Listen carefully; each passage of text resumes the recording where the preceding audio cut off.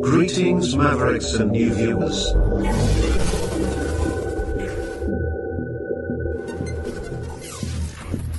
Tonight, direct and live from the Maverick News Network World Studios. This is Maverick News with Rick Walker.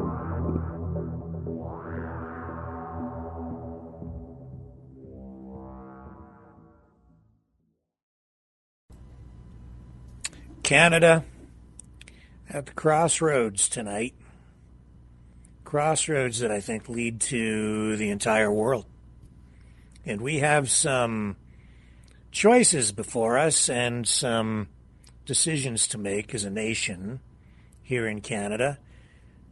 And the United States, and Donald Trump in particular, will play a large part in that, both for us and for what is happening to the world. Tonight, we'll dig into Trudeau's hot mic comment saying that Donald Trump's threat to annex Canada is a real thing. I told everybody this 2 years ago. Not specifically that it was going to be Donald Trump, but it was very apparent that Canada was in play like 2 years ago, maybe longer. But I clued in. I could see it then, and I certainly see it now. I think everyone is beginning to wake up to that. We'll probably have some time to go to the phones tonight so you guys can weigh in on the conversation as well.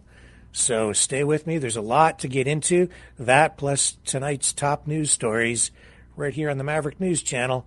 Welcome, everyone, Mavericks and new viewers. Stay with me. You know, someone very profoundly once said many years ago that if fascism ever comes to America, it'll come in the name of liberalism.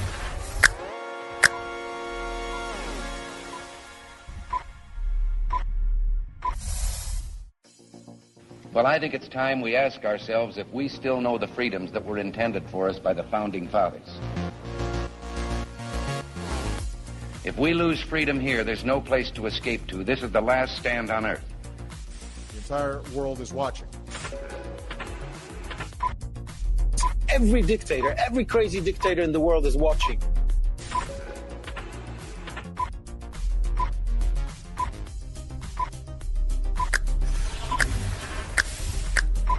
The world is watching. On TV.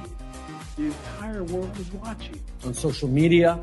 But the entire world is watching, and yes, they are seeing what we have apparently bravely been willing to say that others are thinking. Stand for freedom. Literally stand for freedom. Let's get this done. The entire world is watching. We're at war with the most dangerous enemy that has ever faced mankind in his long climb from the swamp to the stars. Maverick News. Maverick News. Maverick News. Let me have more control of my own destiny. The world is watching.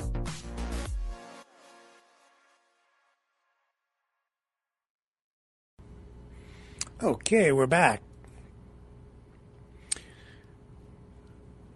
Hang on just a moment here while I make an adjustment. Here we go. All right, let's start with this hot mic comment today from Justin Trudeau. So Trudeau was hosting this Canada-U.S. Business Summit in Toronto today, and much of it was behind closed doors, I guess, and there was a hot mic moment where we're told that some of the audio was captured on a microphone, and then it was on a loudspeaker that could be heard out in the hallway of the building where this summit was taking place. And we have the audio for you in a couple of different ways. It's a little hard to understand. We'll start with this from CNN. Now, this is, I believe, Global News that captured this, and then it was picked up by CNN afterward. Well, we'll just listen. Mr. Trump has it in mind that one of the easiest ways of doing that is absorbing our country, and it is a real thing. So he says, Mr. Trump has it in mind that the easiest way to do it is absorbing our country, and it is a real thing. So Justin Trudeau has clued into the idea that Donald Trump really does want to annex Canada and make it the 51st state. Now he's thinking that it is about the resources. What I did is I took that audio clip and I enhanced it so it's a little bit easier to hear, I think, so that you can hear exactly what he says on the hot mic. This will look a little different. I've just got a different overlay on top with enhanced audio. I hope you can hear it a little bit better. Mr. Trump has it in mind that one of the easiest ways of doing that is absorbing our country, and it is a real thing.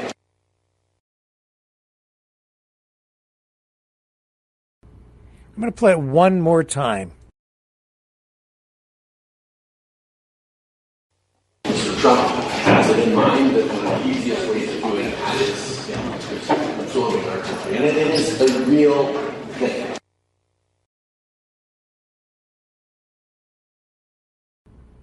Okay, is that finally sinking in?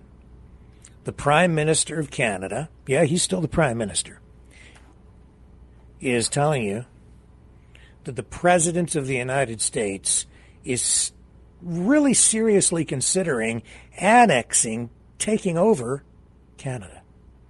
The Prime Minister of Canada believes that the President of the United States really is looking at taking over Canada as a possibility. That he kind of wants to do it, that he wants our resources. And the President of the United States, Donald Trump, has said many times that he's not joking. And for weeks, months even, when Trump came out and said it, all the best analysts, the political pundits out there, all the Canada-U.S. relations experts, everybody said, he's just joking. And I said, no, he's not. I don't think so. I don't think he's joking. I hope I'm wrong, but I haven't been wrong. And when Tucker Carlson phoned the Prime Minister's office when he was coming up into Canada for his speaking engagement, and he phoned the Prime Minister's office and told Justin Trudeau he was on his way to the country to liberate Canada, everybody laughed, and I said, I don't think he's joking. He's sending up a trial balloon. He's normalizing this idea for people, getting people used to it. When Jackson Hinkle, Tim Pool, a number of others have said that they think Canada should be taken over by the United States, I said, I don't think they're joking. But hey, whoever listens to me, I just get kicked in the shins in the chat.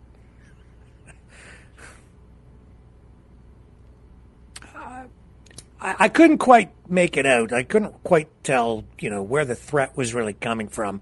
Was it Russia? Was it China? People, I spoke to a few people and they said, it might be the United States. And I was like, well, maybe, but come on, like the United States, why would they need to annex Canada? Why would they need to take over the country?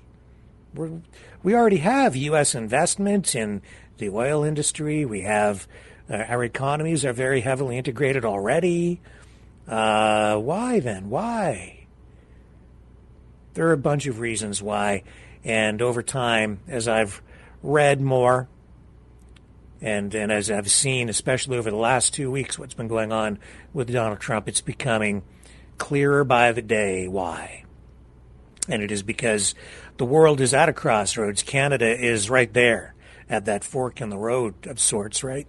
A fork in the road, a crossroads, whatever. We're at the crossroads. The devil's that way and enlightenment's that way. We have choices to make, and the world has choices to make.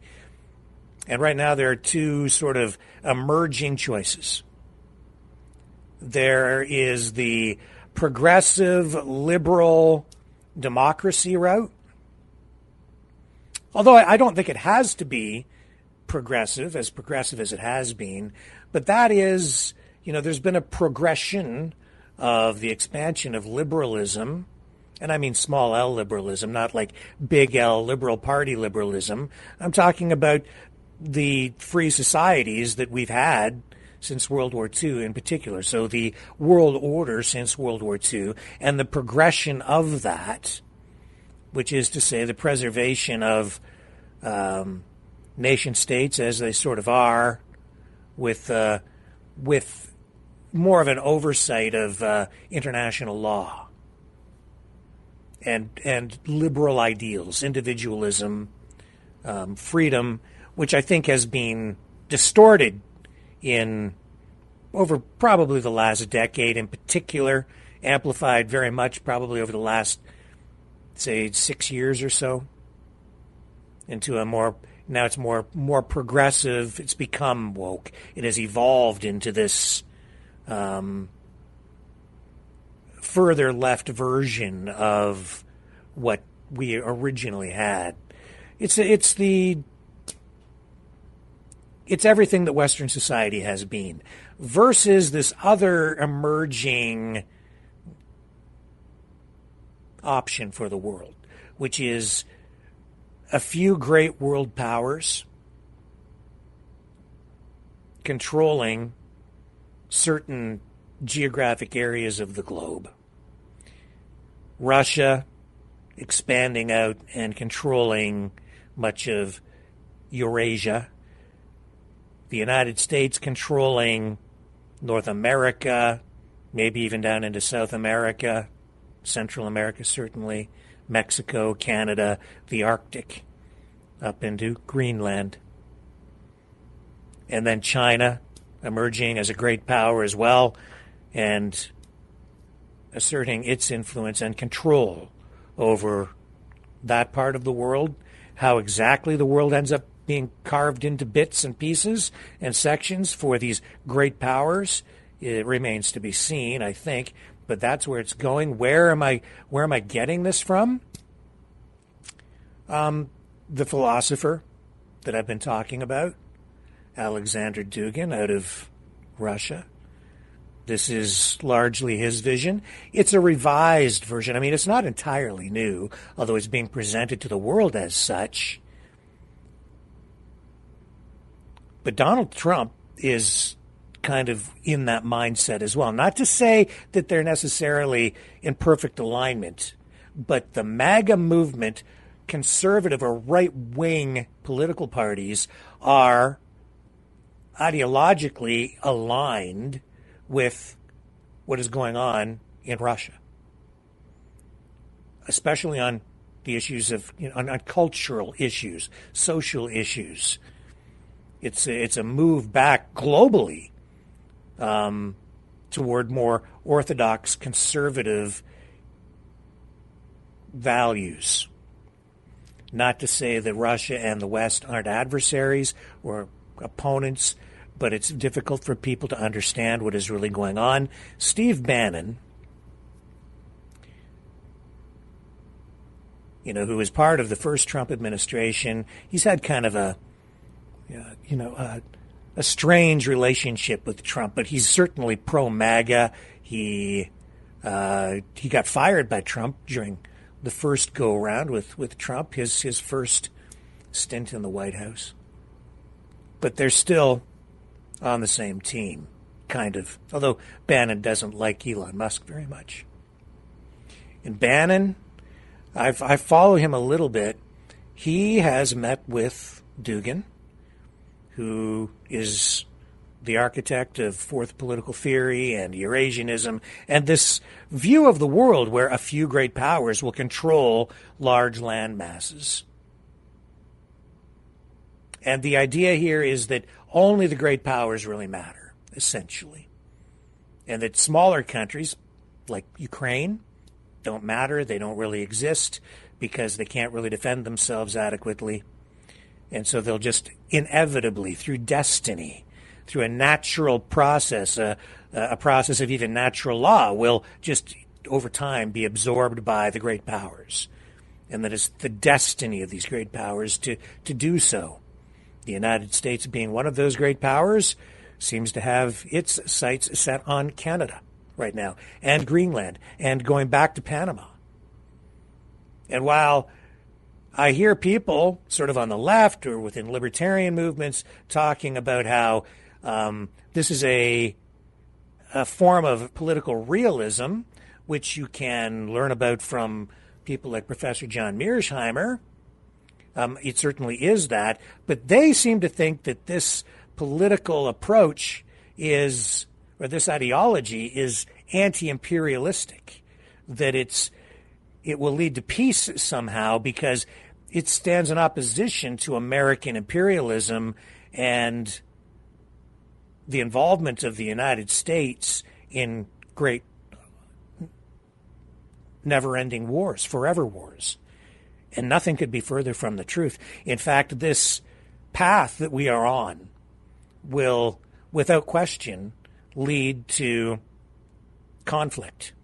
Now, in the case of Canada, the absorption of the country into the United States along this path may very well happen without a shot being fired. It may just be absorbed because we won't fight back, at least not kinetically or in any physical kind of way. We're running into some resistance here, but I just can't see Canada trying to stand up in any way to a U.S. military invasion per se, if it ever came to that.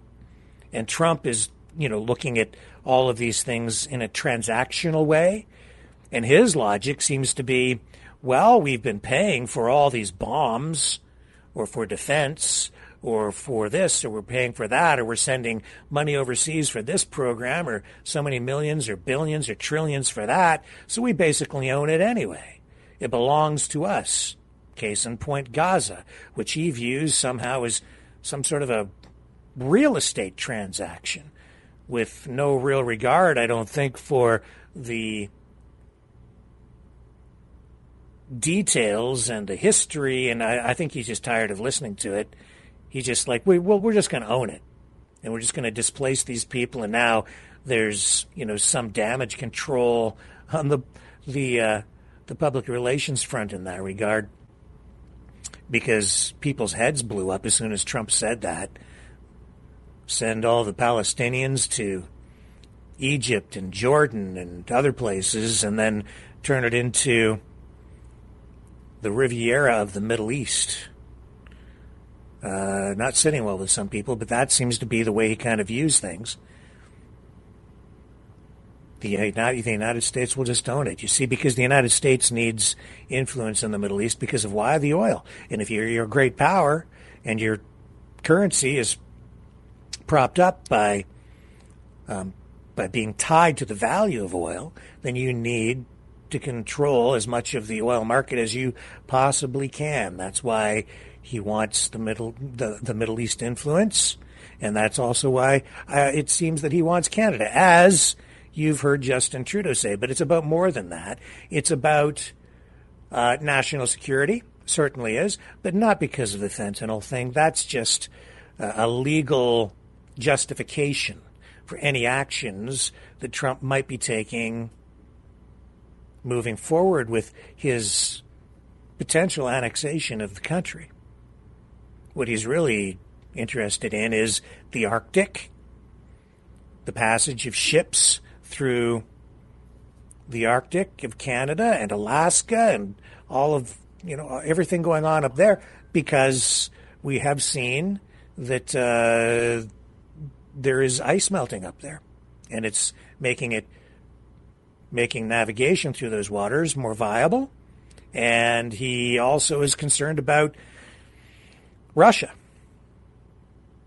as a real threat to the United States. They need better protection up there. Early warning, especially given the newest technologies that are out there with missiles, hypersonic missiles. There wouldn't be much time if an attack were launched and hypersonic missiles were to be used. So these are the kinds of things that Trump is looking at moving forward. And Steve Bannon was on Global News. I think it was even just yesterday. It might have been the night before. I think it was yesterday. Talking about this very thing. And I'll run this clip of him. Let me just bring him up here. Here we are.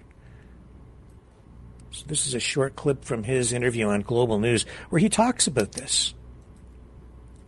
Because you see, well, this, I think, new world view, or this view of what the world is destined to become, is sort of coming from Russia and this philosopher who is described as Putin's brain.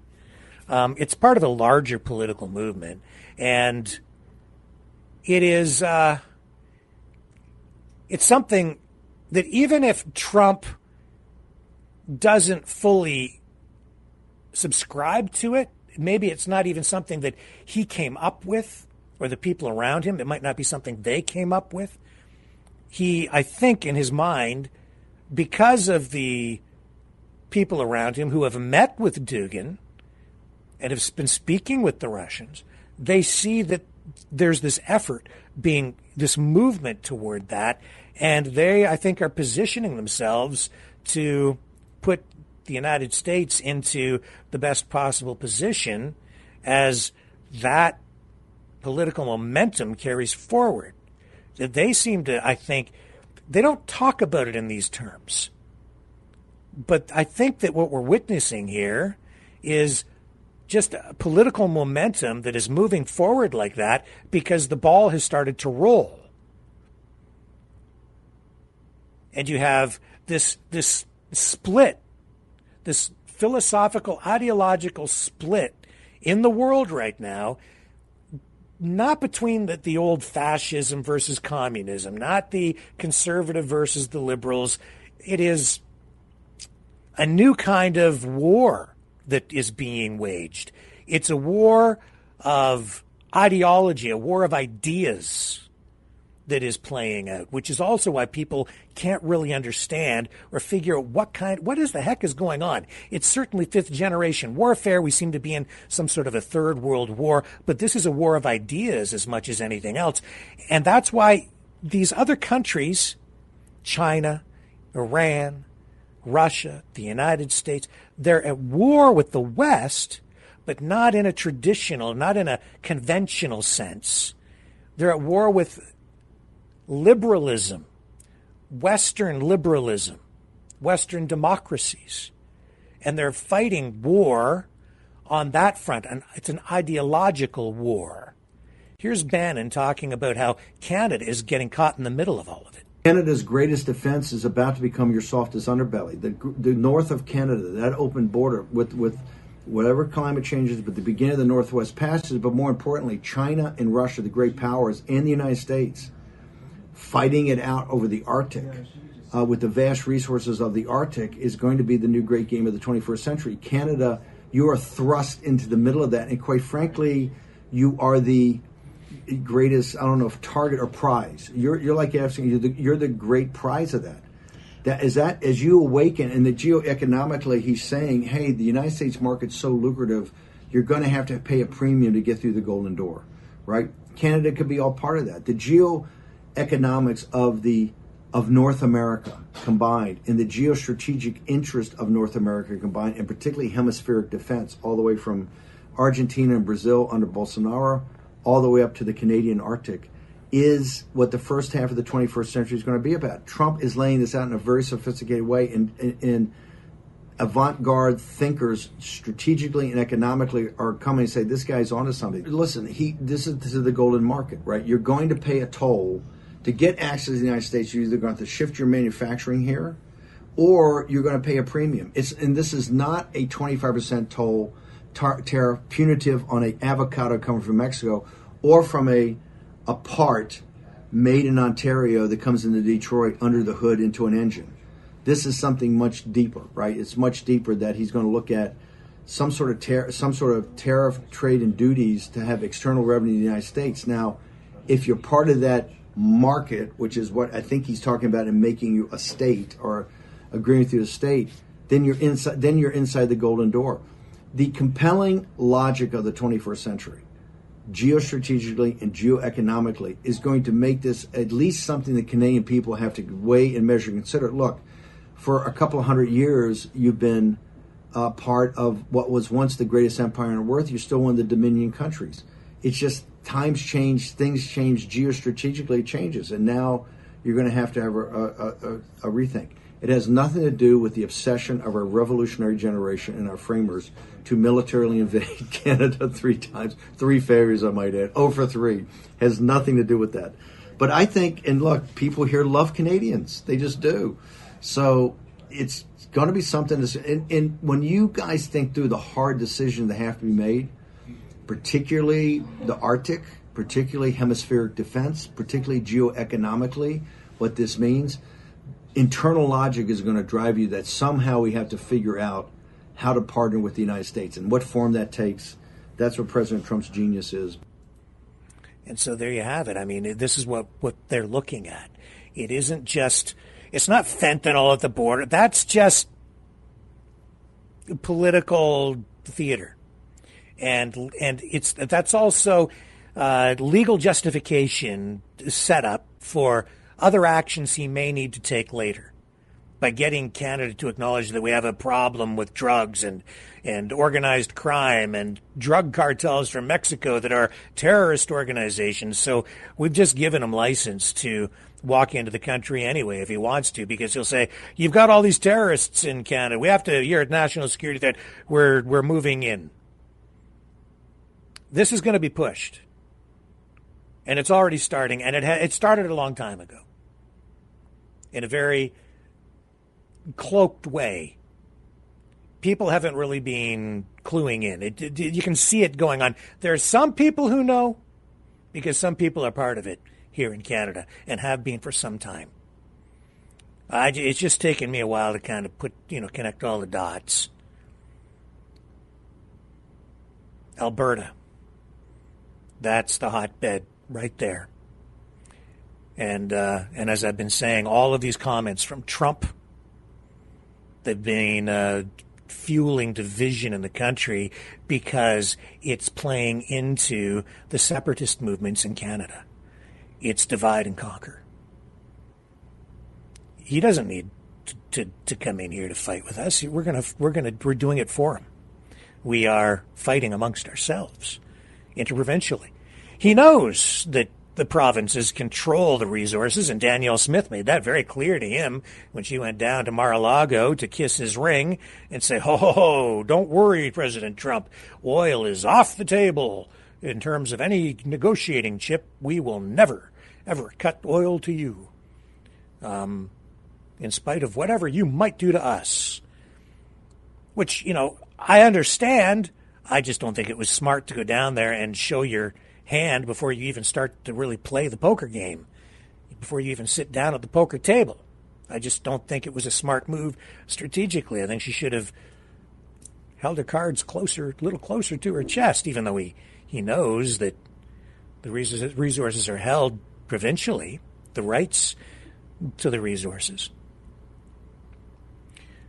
And that's one of the big stumbling blocks in Canada to national unity, because each province looks out for its own best interests, and they have so much power because they control the resources through the way our Constitution is written, that it really usurps a lot of the sovereign authority that a federal government would normally have, a national government. It I think, makes Canada vulnerable. It clearly is vulnerable because of this.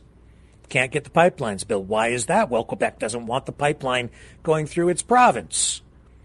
And they cite all kinds of different reasons. And just within the last day, we've seen Quebec standing up and saying, we still don't want that pipeline running through here, even though 80% of Canadians, when polled this week, show that they want the pipelines built east to west in order to make Canada more prosperous overall, not just Alberta, but also to make Canada a bigger player on the world stage. But not so Quebec, because it seems like Quebec gets so much of its power and influence by being able to say no. Or something.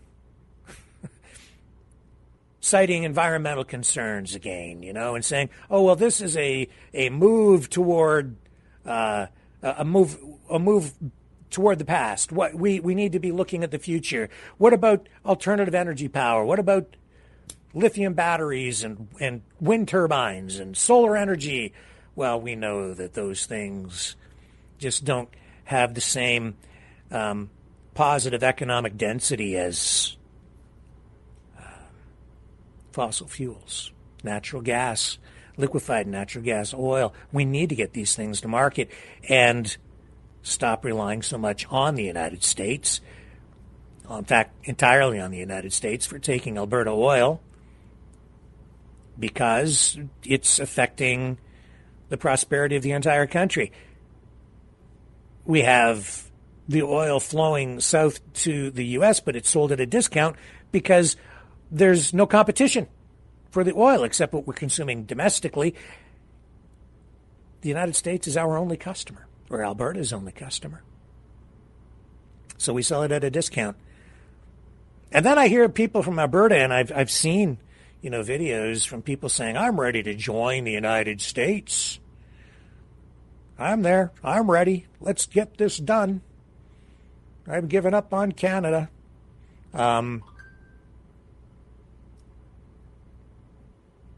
Because Canada hasn't treated us well. But I'd say this to those people. Why are you getting less money for your oil? Oh, yeah, because the United States knows that you're a single customer supplier, so they just take the oil for less per barrel.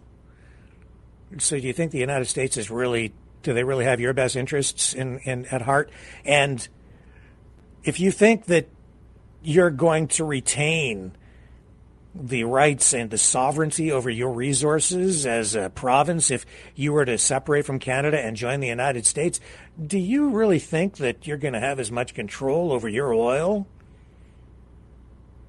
with the United States as you do right now? Oh, I know. People have their noses out of joint out there, and you think that, you just get Trudeau, he's terrible. Let's get you got to separate. This country sucks. Yeah, you join the United States and you see what happens to your resource sovereignty. Oh, you'll get jobs, I guess, but you'll be absorbed, and you as Albertans won't have the same say over your destiny. Not just your destiny, but your children's destiny, your grandchildren's, your great-great-grandchildren's, the destiny of future generations, as you do right now. Oh, we've got problems getting pipelines built, to be sure, but you still have provincial jurisdiction over your resources as it stands today. Today, Trudeau held this economic summit in Toronto, as we just mentioned, and he was caught on the hot mic. We do have that, but we also have for you his opening address. So let's go to that now and share what he had to say. Because this is a moment, as he put it, this is a moment for Canada. This is a moment for all of us. This is not just a moment for Canada, it is a moment for the world. I get a lot of flack from people saying, why do you cover so much American news? Why do you always cover Donald Trump? We should be covering Canadian news, Rick. You're obsessed with Donald Trump. Am I? Oh, yeah. Because I keep telling everyone what he does, what happens in the United States, has a very direct impact on everything going on up here in Canada. That much, if that hasn't been driven home very clearly in the past 2 weeks, it just is. So that's why I cover as much of the U.S. news as I do. And we have a lot of viewers in the U.S. as well. And what's happening up here in Canada right now, it is going to have a very direct impact on the future of the United States, both economically and from the perspective of national security as well, as we enter into this new multipolar geopolitical reality that we're facing. It is the New World Order. And the New World Order is not, it is not what Alex Jones has been telling you that it's going to be. That's not where we're headed. Not really, not quite. There's an element of that. That is just part of the war on progressivism, liberalism. That's the rallying cry. It's the anti-liberal cultural issues that grab people emotionally, that the people who are pushing this political agenda or this new vision of the world, they're rallying people on the conservative or right-wing side, on both sides, under the same umbrella of issues. It's the cultural, social issues that are proving to be cohesive, but then there's going to be the divide still of adversaries moving ahead. But here we are with Trudeau. He's beginning to clue in, I think, but he still doesn't quite get it. He thinks that this is about Canada's resources. That's one aspect of it, but it's not the full picture. All our politicians, all of our leaders right now seem to still be focused on this in an old school or even a current world view of things. They're trapped in their old conventional thinking. What they're facing is a new hybrid political ideology and a new hybrid vision of the future, as I say, that's going to divide the world up. Trump is not in Putin's back pocket per se, but he's getting ready and is in the process of making deals. You take this country, we'll take this one. You take that, we'll take this. They're carving up the world and just getting down to the nitty-gritty of who gets what. He's making deals. He's a deal maker. Here we go. Here's Trudeau's opening statements today. Thanks, Olivia. Thank you for your welcome here to Toronto.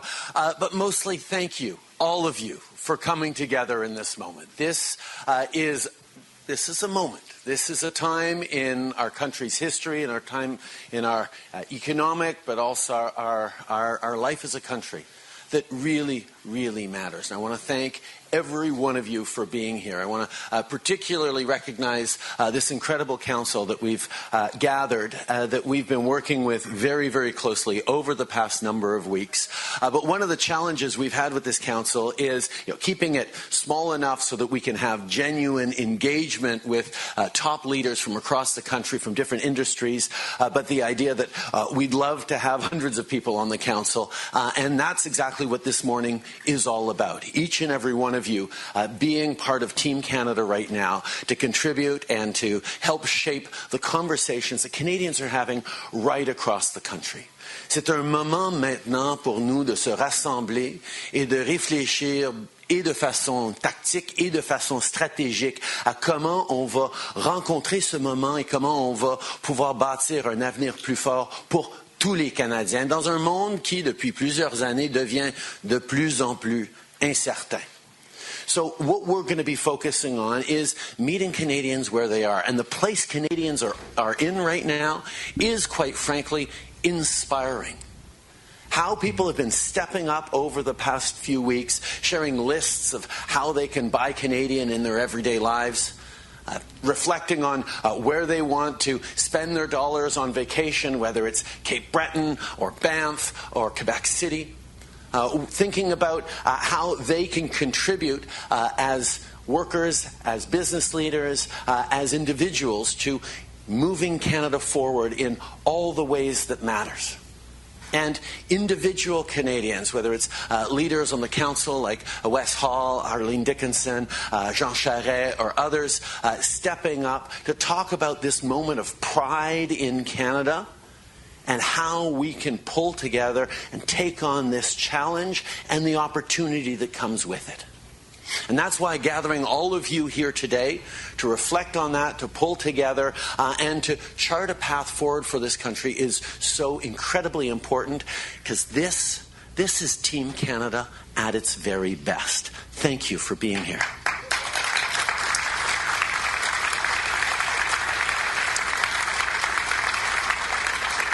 As I said, I think we need to do two things in this. We need to both start thinking tactically and strategically.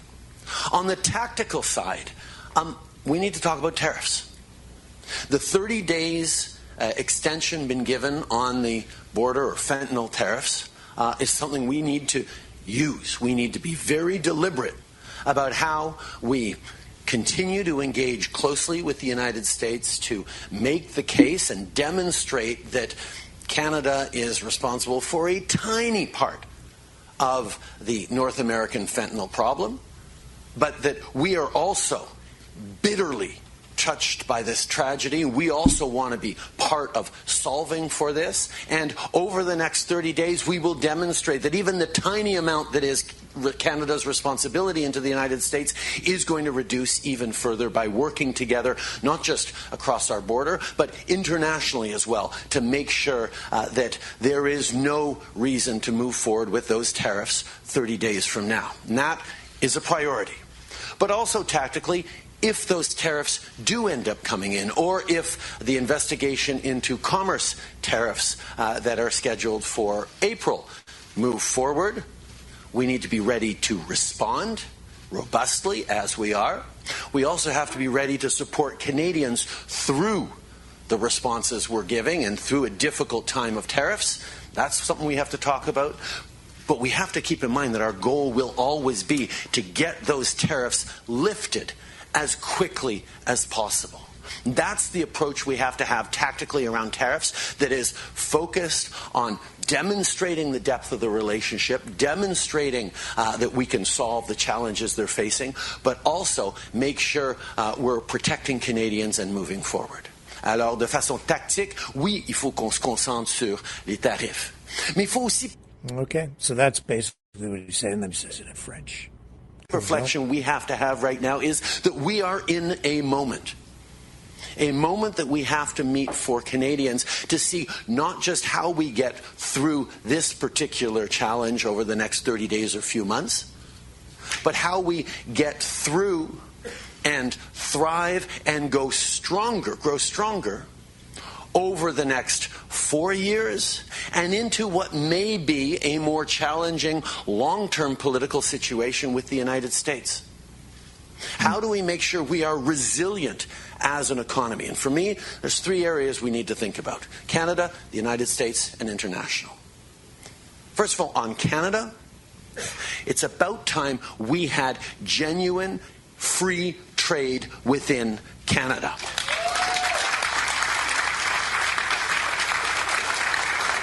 Vous le savez tous, il existe encore beaucoup trop de barrières à notre commerce interne d'un bout à l'autre de ce pays. La ministre Anand vient de rassembler les différents ministres du commerce des différentes provinces et territoires pour, après des décennies d'efforts par plein gouvernement, réellement saisir l'opportunité qu'on a. Now, internal trade is something that we've been talking about, and quite frankly, the business community has been talking about for decades, as we have to move forward on it. This is one of those moments and opportunities where we actually... Okay. I think we ran that. Okay, so you've got the idea. This is where he's at. And he's repeating a lot of the same things, but this is also the guy who put legislation in place to prevent oil from being shipped off the West Coast. So it's a little disingenuous, and it's way too little, way too late. But I guess better way too late than never, to finally start to clue in that in order for Canada to evolve as a proper nation state and to assert its sovereignty in the world, we need to make the most of the resources that we have at our disposal for our economic and political prosperity. The only way for a country to survive as a nation state moving forward in this new geopolitical reality that we're going to be entering is you'll need to be powerful. And if not powerful militarily, you at least need to be powerful economically. Because right now, as you're seeing, the United States under Donald Trump is using economic power to assert its influence around the world. Using it to position the United States for the future without using kinetic military force. Certainly that's what he's doing here in Canada. And you can see, if you step back and take a broader view of this, that he's doing this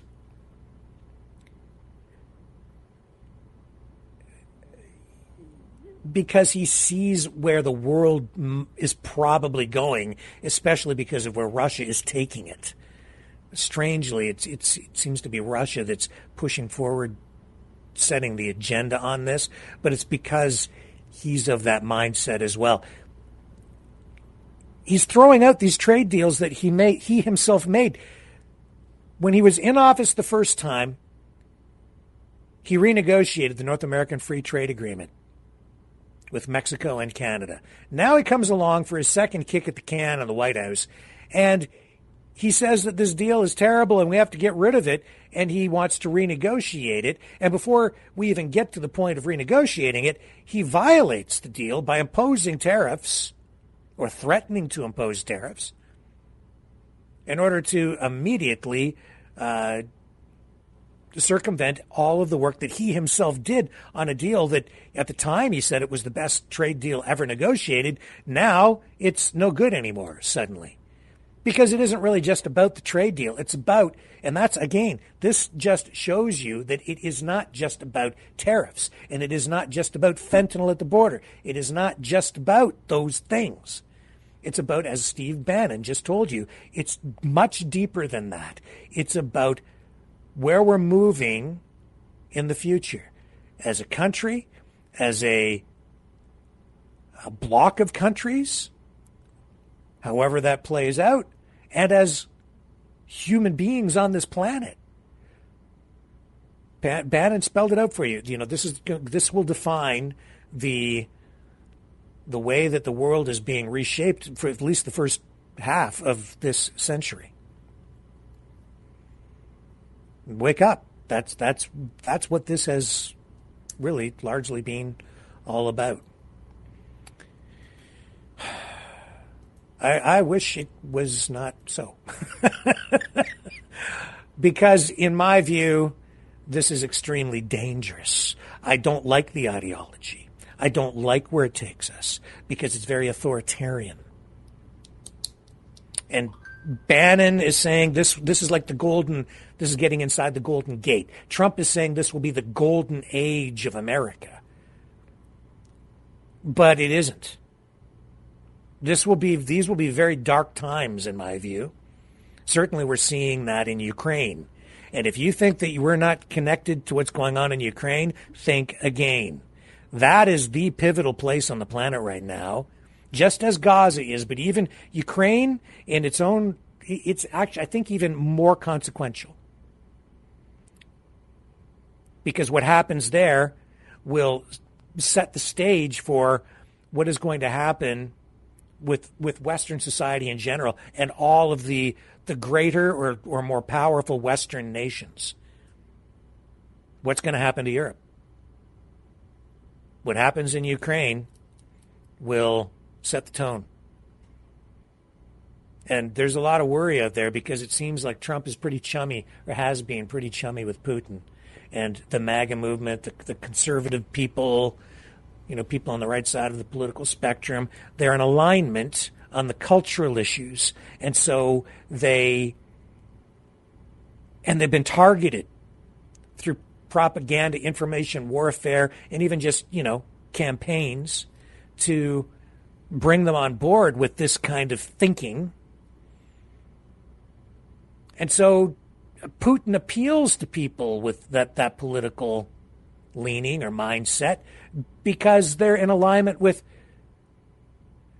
gender ideology, with conservative views on things. So that they get pulled over into that camp, and then as a result they're sympathetic even on issues like conflicts in other countries, what's going on in Ukraine and elsewhere. And the stability that they think that, people think they see in Russia also appeals to people here. Right now, because we have a somewhat sort of dysfunctional functioning democracy, it's very chaotic at times. There's a lot of instability that comes with that because you get change of government all the time and there's always fighting going on and it's very unstable.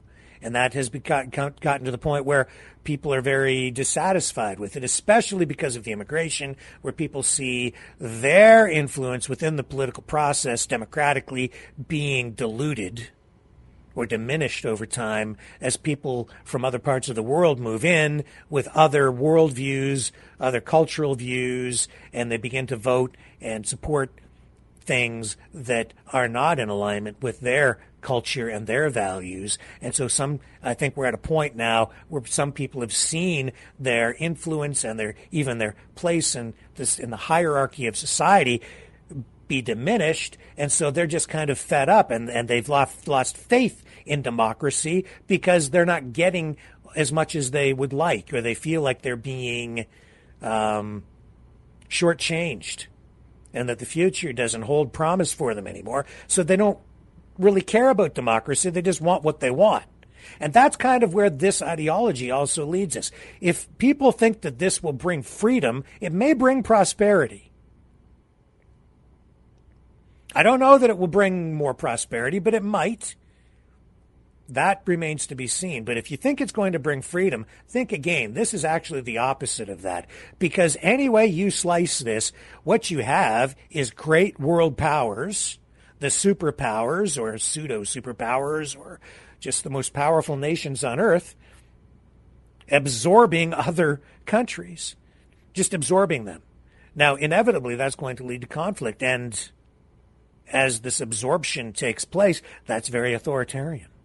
And so these nation states will lose their sovereignty, their birthright, their destiny as a nation. These nations will ultimately cease to exist. If Canada is absorbed by the United States, it will cease to exist as a country. That's why you've been seeing so much over recent years, so much of these campaigns to convince you that Canada is not even a real country. It's not even a real thing. It's just a myth. It doesn't exist. You don't even have a constitution. All these things that your government tells you are so are not so. It's not even a real place. It's an illegitimate de facto government, not a de jure government, blah, blah, blah, blah, blah, blah, blah. Because they're undermining your confidence, your trust in government, and trying to convince you that it's not even a real thing, that's a big ruse. It's fake. You've got a fake country. And Donald Trump even talked about the Canada-U.S. border as being fake, an imaginary line. Just get rid of it. But Canada is its own place, and I think the First Nations peoples up here in particular, if we were to become part of the United States, you would find that your treaty rights and your heritage might be in jeopardy. Gone. Do you think Donald Trump's going to care that much about your treaty rights? Nations within a nation, and even there, when you stand back and look at it through history, I think a lot of Canadians have not taken those treaties seriously enough. In a way, people, I think, a lot of people have looked at those treaties and they're like, well, they've got these treaties, but they are what they are, and they just let them have them, and just keep them quiet, but don't really have to honor that because it's not really a thing. But it is a thing. Donald Trump looks at Canada in very much that way as well. And Vladimir Putin looks at Ukraine like that. He doesn't consider Ukraine to be a real country, not a real place. Ukrainians not even a real people. No, they're just Nazis. Dismissing their culture altogether. And that's part of the intention there, is to purge the culture and make it part of Russia, make Russia great again. And I don't know what would happen here in Canada, but I don't know that if Quebec were to be part of this absorption, you think that your language rights will be protected? Do you think that your culture will be protected the way that it is right now? Do you think that Donald Trump will give you distinct society status within the U.S. Constitution? I wouldn't hold my breath if I were you. Highly unlikely. And do you think you can stand alone as a province against, let's say, the rest of Canada joins the United States and you separate and you're your own thing? Do you have enough population? Do you have enough power? Do you have enough, political power, enough clout internationally to survive as a standalone country? I think it would be a challenge. Canada itself as a nation state with all of our 10 provinces and our territories, as it stands tonight, we're struggling to survive even all together. And that's because we are so divided, even as we stand together. Quebec doesn't realize, these leaders in Quebec don't realize that the existence of their distinct society depends on Alberta. Let's take a little break. We've got more to talk about tonight. Canada hanging in the balance. Donald Trump setting the tone, setting the stage for something big.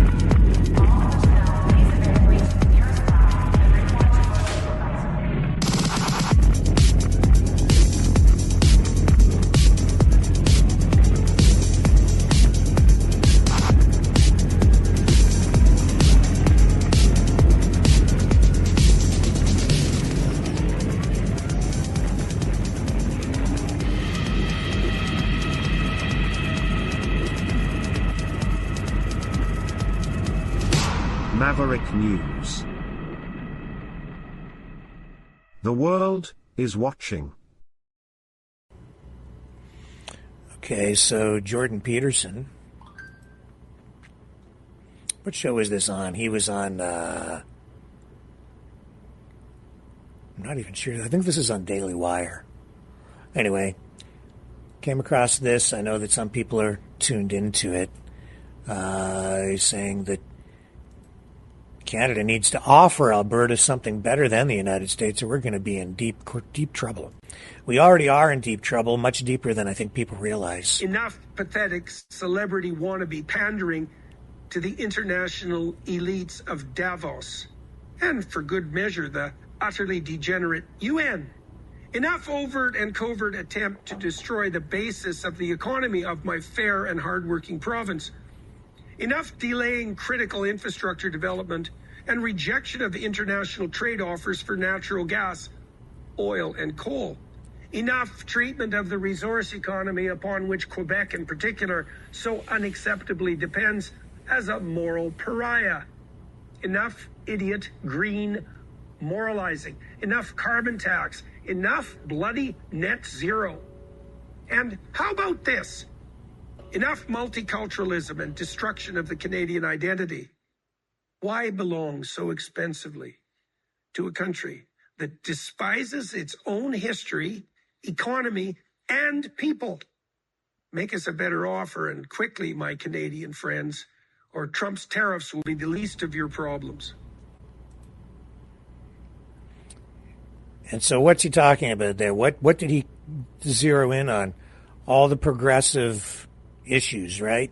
Climate change, environmentalism, World Health Organization, WEF, all of these, you know, the usual hot button demonized subjects that get people all jacked up.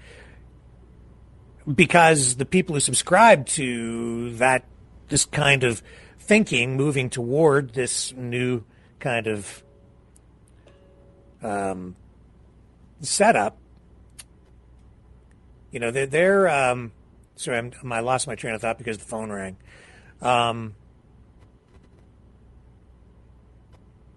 They see liberalism as something that is progressing and evolving over time, moving toward its own inevitable self-destruction, which is why I think Trump, who has embraced this kind of thinking, is putting the United States on this path.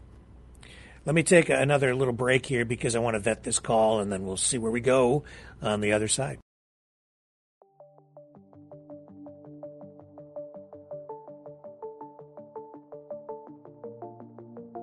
Greetings, brave Mavericks. Our quest for truth continues. We go beyond fake news. Together we expose propaganda. Together we pull others out of rabbit holes. We are maverick thinkers. We are all unique individuals, defenders of individual rights and freedoms, credible, trusted, grounded in reality. Maverick News, Maverick News. Defending free speech, free speech. Donate at freedomreporters.com. Do it now. Tomorrow may be too late. Maverick News. The world is watching.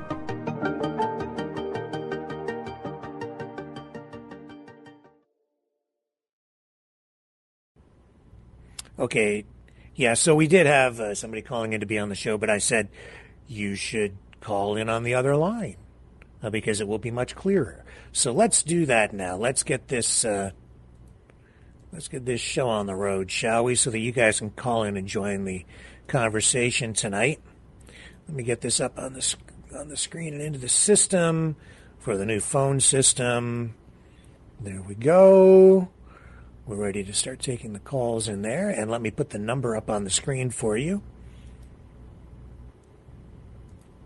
I'll close that, and there it is. There's the number to call, 1-647-734-4220, and you can, and then just punch in the meeting number, 860-075-764, followed by the pound sign.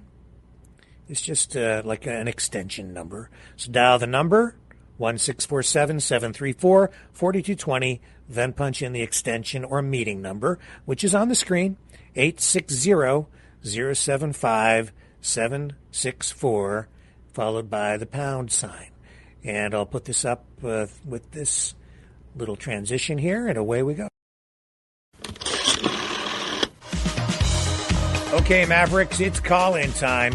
Join the conversation. Call 1-647-734-4220. Then enter the PIN number 860-075-764, followed by the pound sign.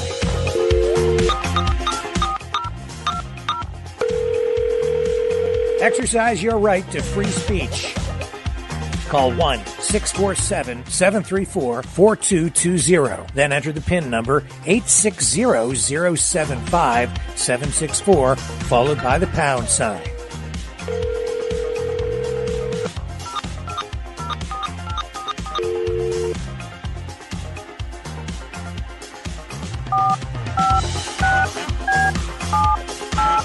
Call 1-647-734-4220. Then enter the PIN number 860-075-764, followed by the pound sign. Maverick News. Call now. The world is watching and listening to you. Okay, and Will is on the line, so let's bring him in first up. And hello, sir. How are you tonight? Go ahead. You're on the air. Hey, Rick. Enjoyed your show last week and talking about the trials and tribulations of Donald Trump.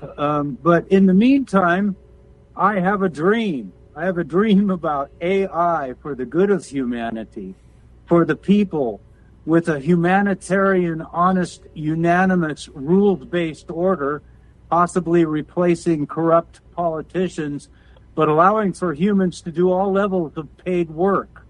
And maybe AI would actually eliminate our current form of government and also adjudicate court cases and help with law enforcement. Input needs to come totally from unbiased citizens of the world and only ever overseen by collective constituency of all qualified participants. We could have non-biased outcomes in the courts, honest political leadership, and put AI to work for the benefit of all humanity. How does that sound to you? Possibly dystopian. If the AI, we're making an assumption here that AI is going to operate properly, that it will always be just, that it won't make mistakes, that it won't veer off and go down a dark road.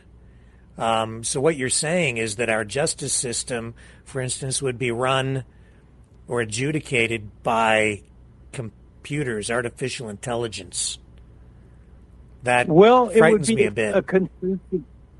It would be a consistent feed, but it would. The difference here is that it would not be by a select elite group. It would be all citizens, possibly worldwide, at least nationwide. Let's give that some sort of a precursor that they would have to first be citizens. Second of all, maybe they would have to be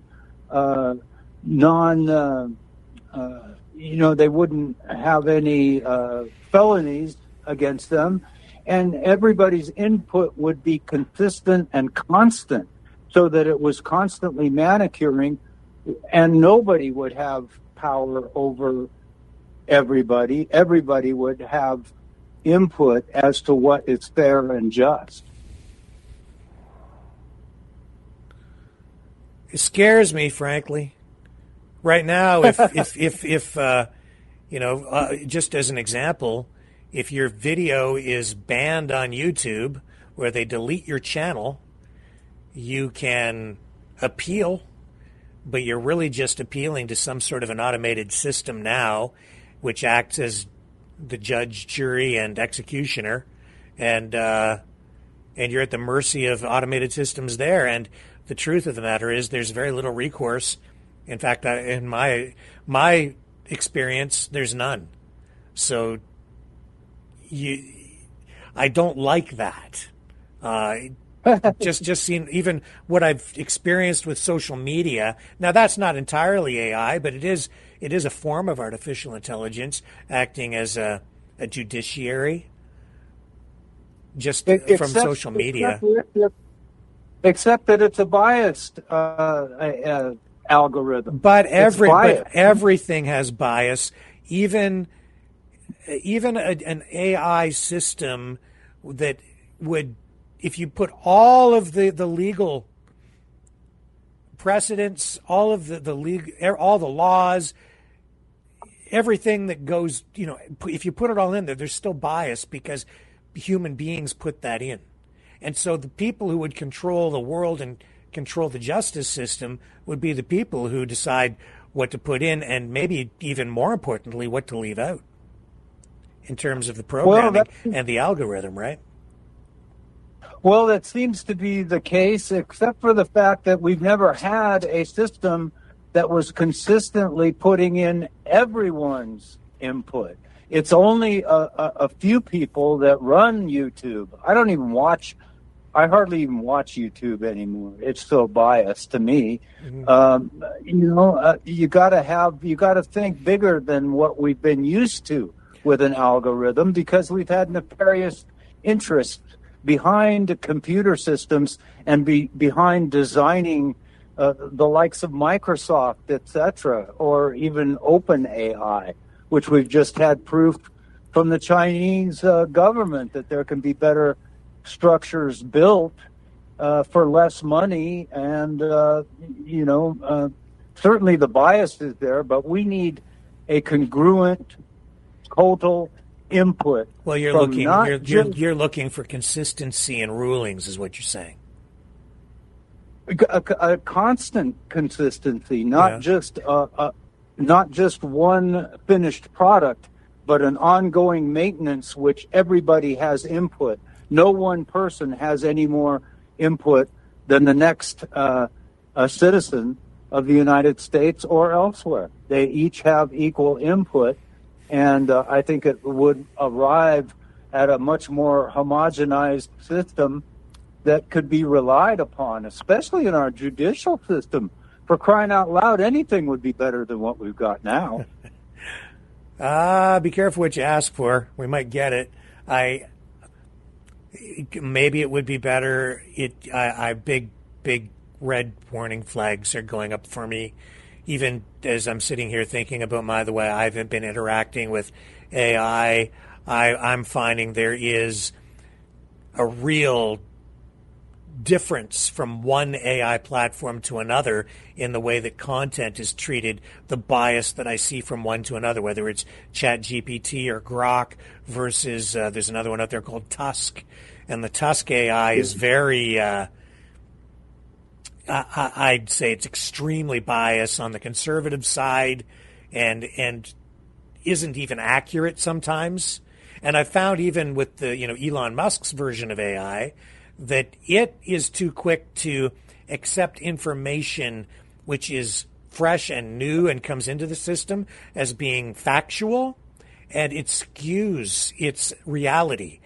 As a result, what goes on in there is reality itself becomes distorted, and you can see how if one domino of distortion begins to fall, it sets off a whole series of dominoes that continue and amplify the distortion of the reality to a point where people can then come to believe something that is completely not true to think that it is true, and you can actually trick the AI algorithm into thinking that simply by being among the first to post information, even about a news story. If it's not true, the system will pick it up as being factual, and it can take quite some time for that data, that information, to be flushed out of the system and for the AI system to realize that it's not accurate, if indeed that even happens at all. So I can see how AI itself, as it influences human beings,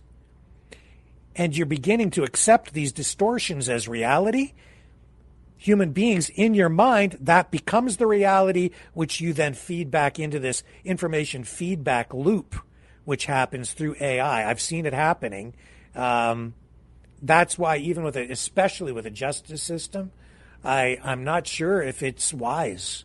But maybe there can be safeguards built into it. This is a new frontier for sure.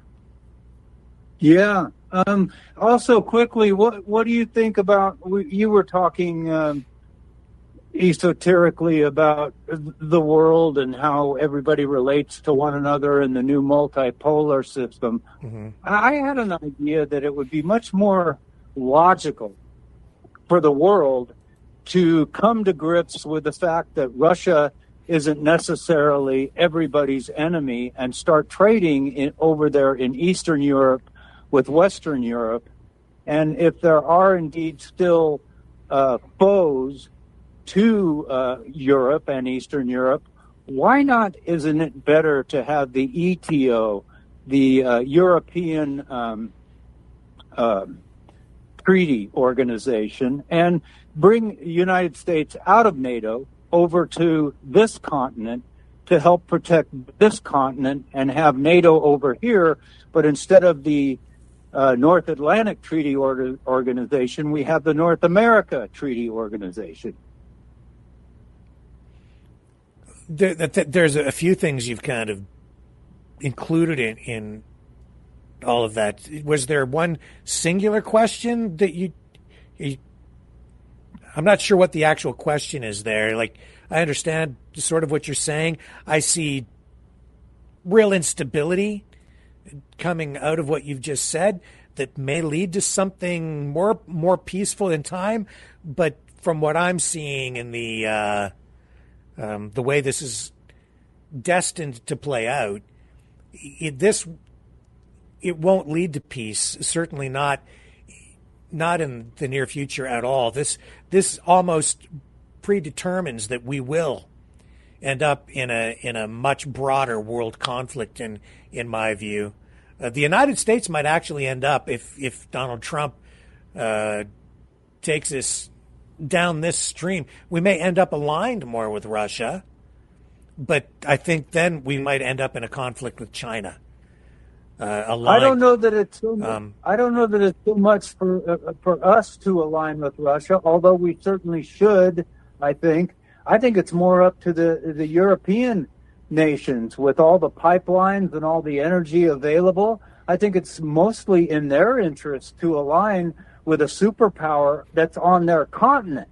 And then we align over here with the superpower that's on our continent. Well, and we protect those. Well, there is your, there's the vision that I've been speaking of.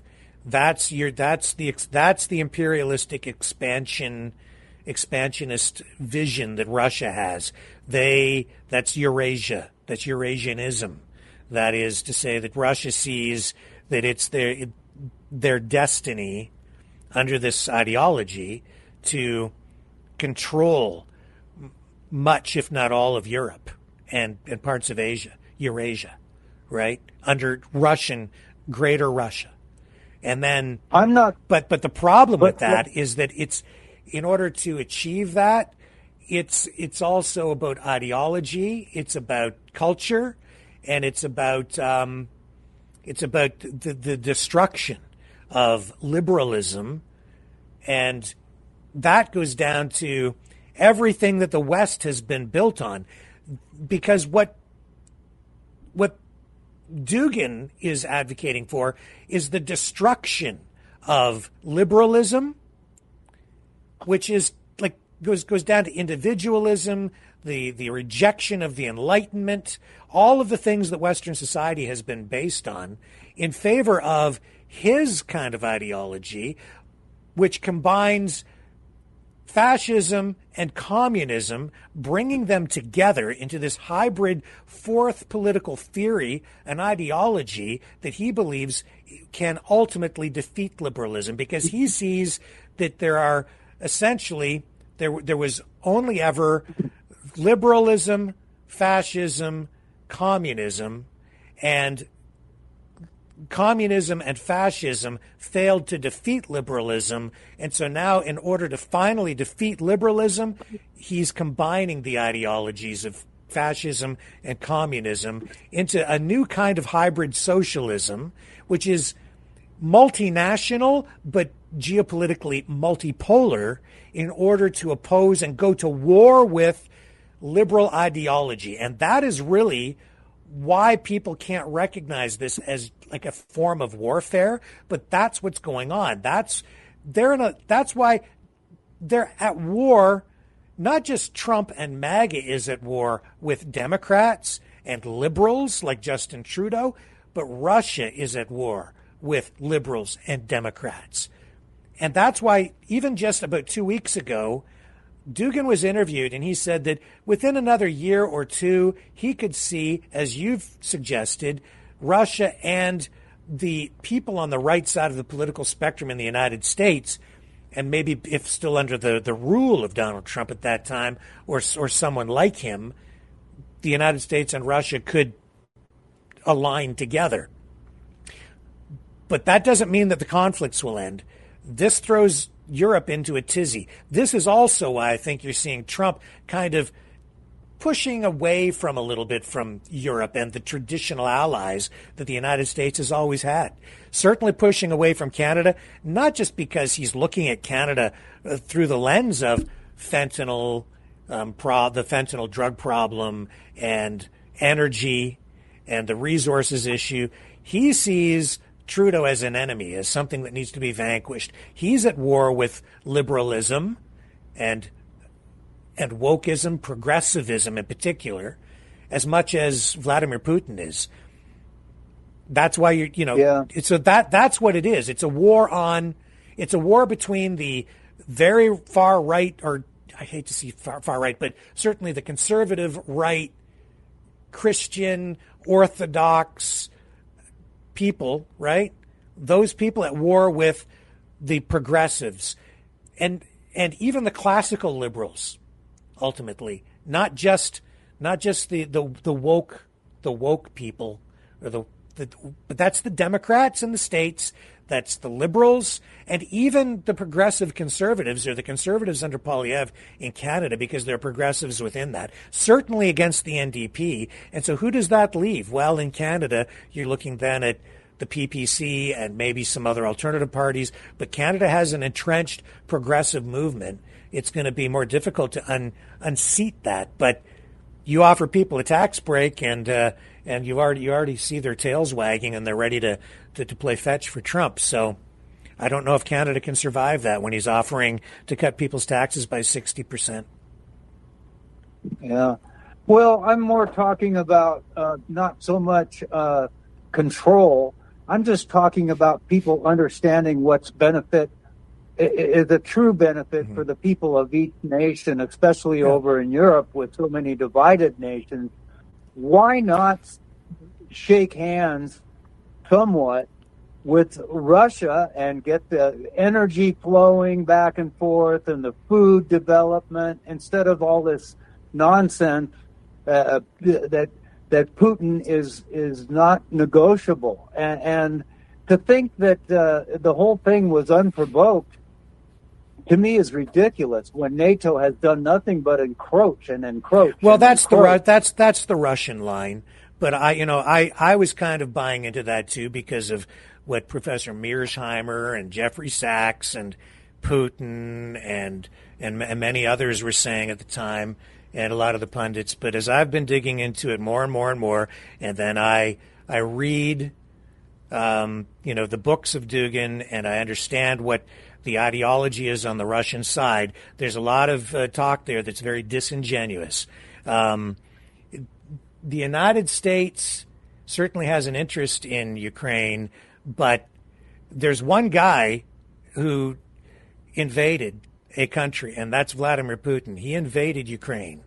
And to say that it's because, he didn't have any choice, he had a choice. He absolutely had a choice, just as Trump has a choice right now. He can either invade Canada or not. And, I hope that the choice is that he won't invade us, because there's no justification for it. We are a sovereign nation state, just as they are. And I'll tell you this, it was a miscalculation on Vladimir Putin's part. The only reason he's got Ukrainian troops on Russian soil right now is because he miscalculated and went into Ukraine. So it was a mistake. Now, all this whole NATO expansionism thing, it just doesn't hold water when you really hold it up to the light. I'm sorry, in my view, it really doesn't. I thought that it did, but I'm just of the mind that we were really very much duped, and that's because of people like Professor Mearsheimer, who really carries water in many respects, I think, for the ideology that Putin is now subscribing to. And because what you're really witnessing here is Putin pushing toward the reunification of these former Soviet states, pushing and recreating the greater Russia. He sees, just as Dugin has advocated for, Russia fulfilling its destiny as one of the great multipolar powers of the world. It already, in his view, is, and it's just inevitable that Russia will just absorb these smaller countries because they're smaller and they don't count. Just as Donald Trump has basically been insulting Canada, saying, you guys aren't even basically a real country because you can't defend yourself, so we might as well just take you over. We'll just annex you. You're going to be the 51st state, insulting our prime minister, and I'm sorry, that's what he's done. And it's very much the same mindset. And they have to find justification whenever they do something like this, because you need some legal justification to do it. Well, in the case of Putin, it's like, well, there was a national security threat. NATO keeps pushing toward us. But the reality is Ukraine was not part of NATO. It wasn't even clear if Ukraine would ever achieve NATO membership. There was a lot of concern about allowing Ukraine to become part of NATO. It's still not part of NATO. And even now, it looks like if it does join NATO, it could be 20 years or further out, even more than that. And Putin keeps talking about, everybody says peace, peace, peace. Well, Zelensky is, as Trump has indicated, Zelensky is ready to come to the table right now to talk peace and negotiate, but Putin's not.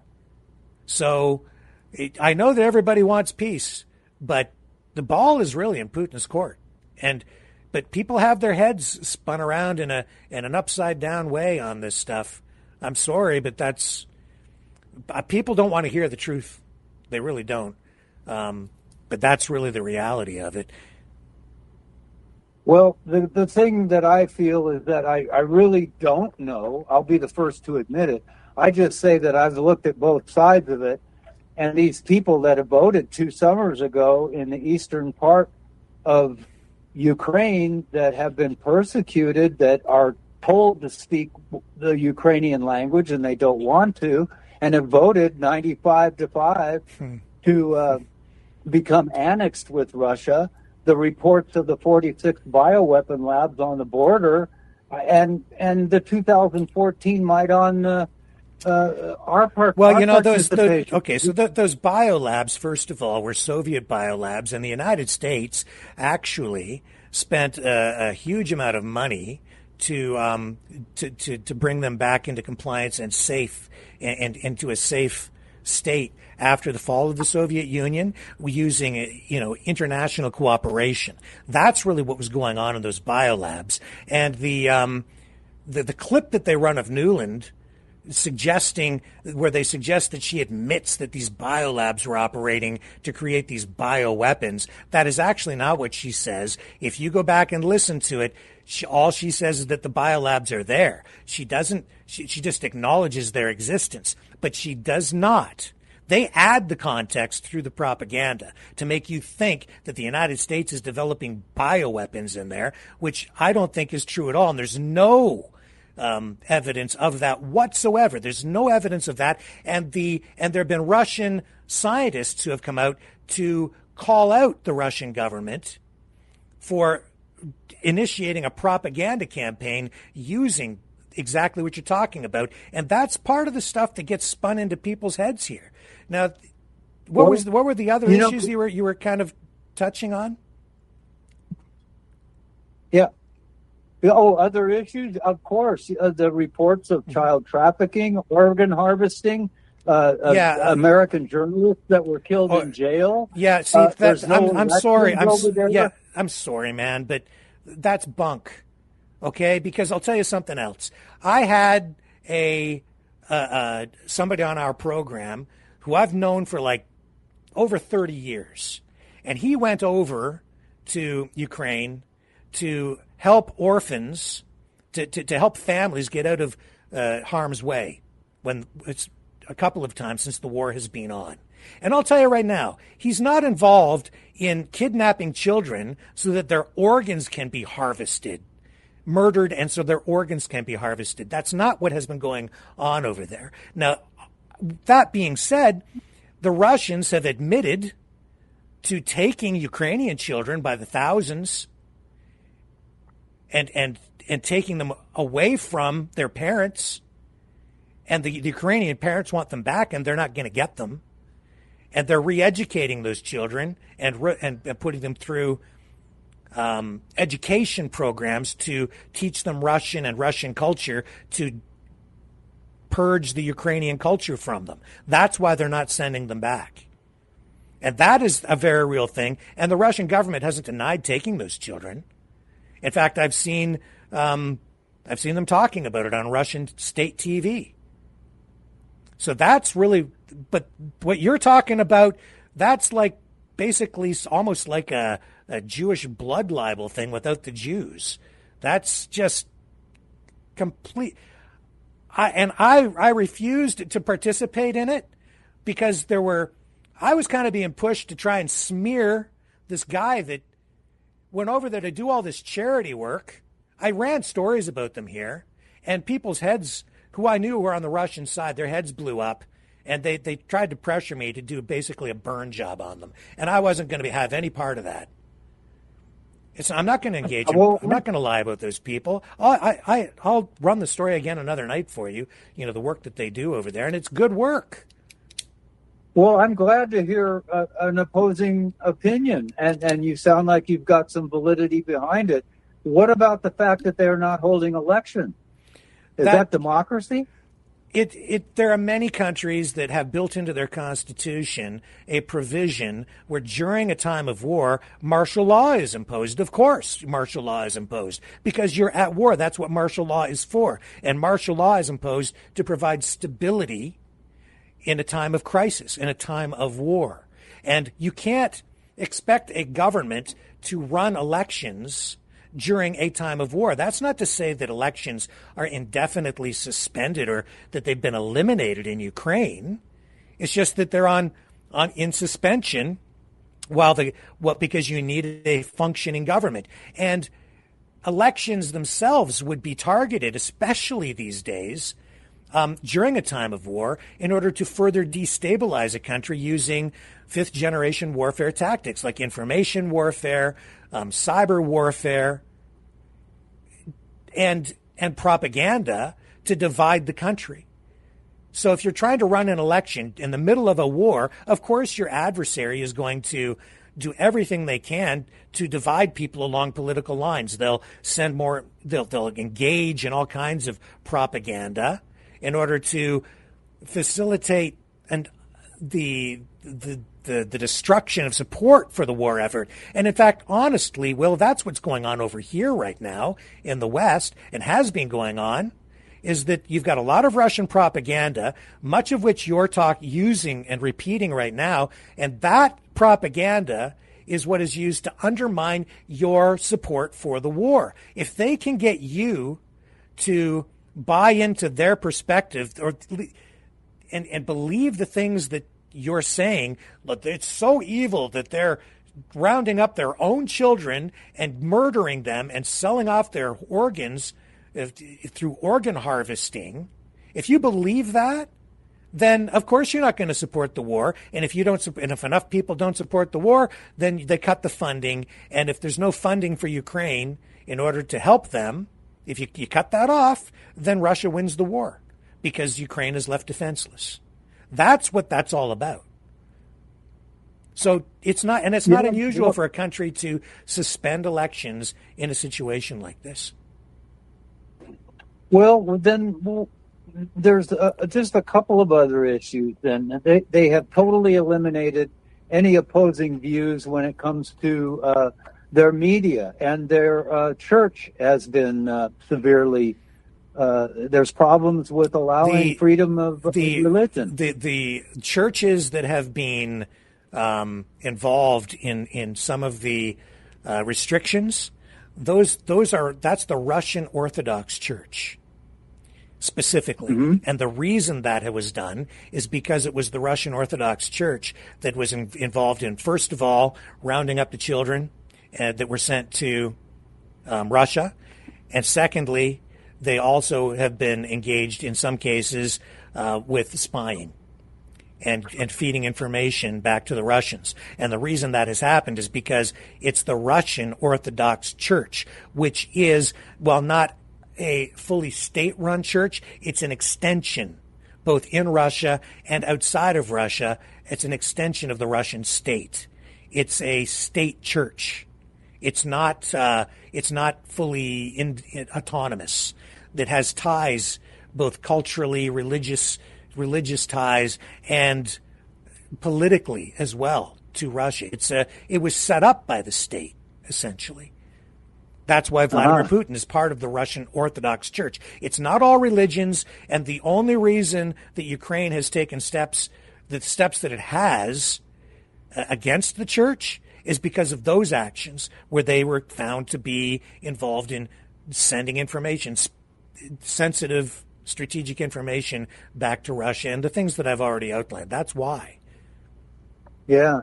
Hey, well, let me just say this. I totally appreciate, and this is why I asked. Yeah, somebody like yourself that I enjoy listening to, and if we can't share opinions, in discussion, then, hey, I'm all for seeking the knowledge out that you're transmitting here tonight, and, it may help me in my beliefs. So I thank you for that. Well, and I appreciate you calling in, too. And I wouldn't say that, the United States, the West, is completely blameless in this. They have their own interests here as well.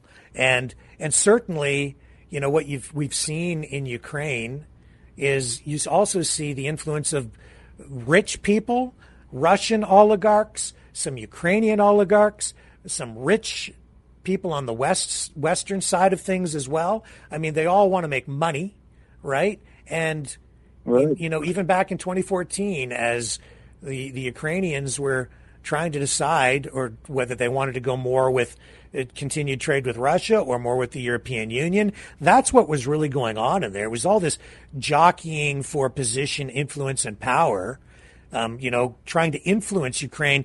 Pick our side. No, you pick our side. So there was a campaign going on at the time between the two sides, and that really comes down to some real rich people, and a lot of Russian oligarchs in there.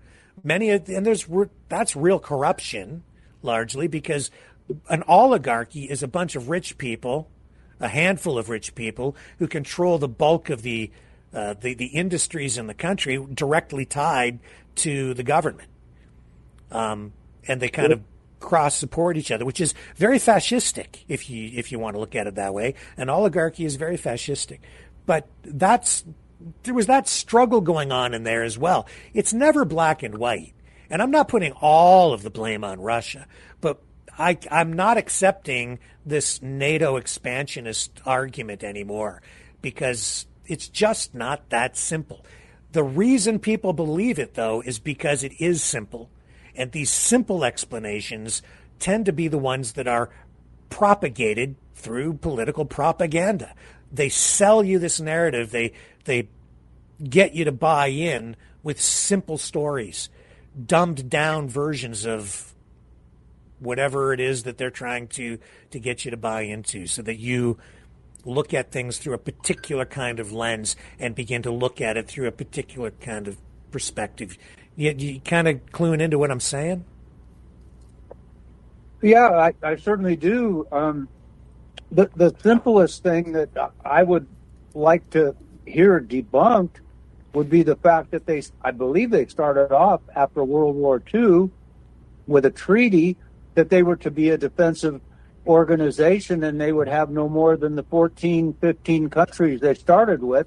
And now they have at least 30, 32. There was never a treaty that said that NATO would not have other countries join. If you can find it, you send it along, but it doesn't exist. There's nothing signed. All that was ever really, all what you're referring to is what happened really at the fall of the Soviet Union. And there were negotiations that went on with Gorbachev at the time. And there are assertions out there that the United States made a promise not to move any further east, but no such memorandum ever. No, there were memos. There's a couple of memos where they had discussions kind of in that vein, but there was never any agreement signed. And even Gorbachev himself has come out, and it's on record. I've run the video clips of him saying that no, it's actually not true. There was never any agreement in that regard. Oh, I believe you. It's just the name of the organization is the North Atlantic Treaty Organization. So that's because to me they don't have any. Yeah, there's a treaty between the member nations, and that's why you often hear people refer to things like Article 5 within the NATO treaty, which is to say if one NATO country is attacked, then all the countries come to the defense of that attacked nation. That's the treaty that matters. And the other treaty that actually matters, and it's a real treaty, is the one that came at the fall of the Soviet Union, where Ukraine was given its independence by Russia, by the former Soviet Union, and that's the Budapest Memorandum, which is a treaty which Russia signed, the United States signed it, the UK signed it, and at that time Ukraine agreed to give up all of the nuclear weapons on its soil, in its territory, which at that time was finally recognized as an independent state again. And in exchange for giving up the nuclear weapons under the Budapest Memorandum, Russia, the United States, and the UK all said that they would recognize the borders of Ukraine, would not violate it, and would defend Ukraine if those borders were to be violated by any of the signatories. And what's happened now is Russia has said, no, it's not a legitimate government. We no longer recognize the treaty, and they just tore it up. And that's what Putin is doing. He's gone in there and he's just violated the Budapest Memorandum. So if you really want to talk about a violation of a treaty, that's an actual treaty, actually signed. It's out there. It's not in dispute. It really did exist. It's just that Putin has decided to ignore it and wouldn't even come to the table to acknowledge his violation of it, wouldn't even talk about it when asked to come to negotiate with Ukraine afterward. And the United States actually, under that memorandum, under that treaty, has some degree of obligation to defend Ukraine because the United States also urged Ukraine, just like the decommissioning of those bioweapons and bringing them back into safety compliance, or the biolabs rather. Also, the United States was involved in getting those nuclear weapons decommissioned and out of there to try to make the world a safer place. Because we all thought that at that time, finally, we would have better relations with Russia over time, and you wouldn't need these nuclear weapons. Let's make the world a safer place.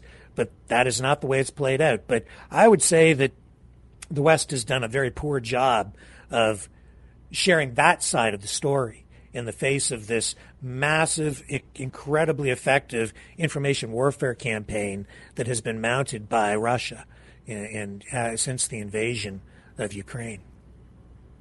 Yeah, well, I enjoy and listen to your knowledge and take it to heart. And like I say, I don't know very much, but what I do know, I don't know very well. And I'll be the first to say that. So I appreciate what you're saying. I'd love to talk to you again sometime, and take care. And all we want is peace. I agree. mean, that seems like a word, Rick, that's been stricken from the Washington, D.C. dictionary, and nobody understands the word peace anymore, and that's all we want. Well, I'll tell you this. It's disheartening to see what Trump is doing here.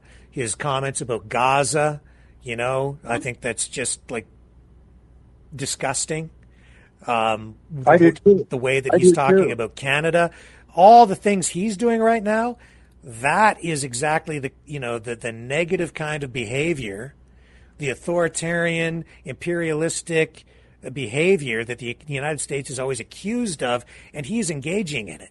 And yet the people who voted for him, I'm pretty sure that people want the opposite. But that's not what we're getting. It's blowing my mind. It's to sit there in front of the whole nation and call it the Riviera of the Middle East without ever asking the Palestinians what they think. Right. Yeah. Yeah. And people, I've also been, defensive of Israel because I think they also have a right to exist, and I don't like what happened on October 7th. So people accuse me of being sympathetic to the Jews but not to the Palestinians. It's not true.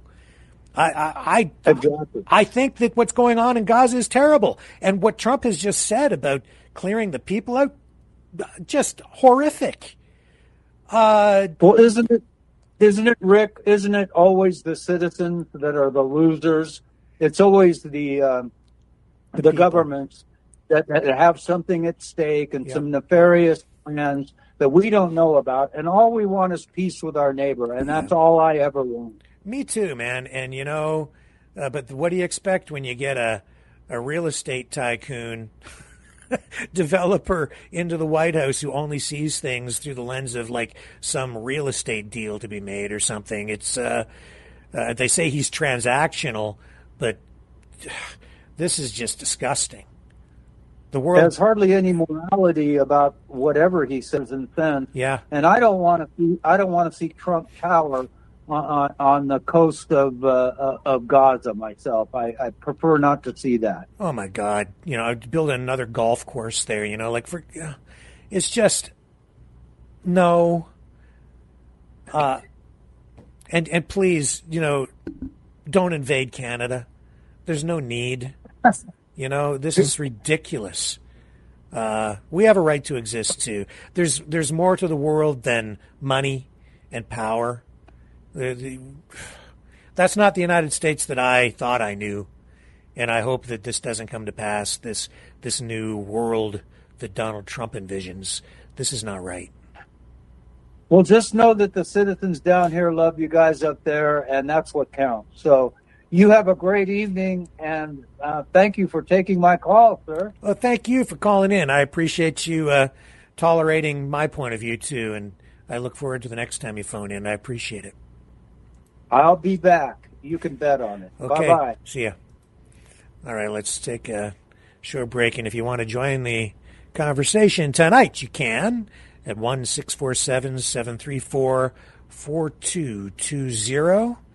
And the meeting number, the PIN, is 860-075-764, followed by the pound sign. All right, hang on. There's more to come.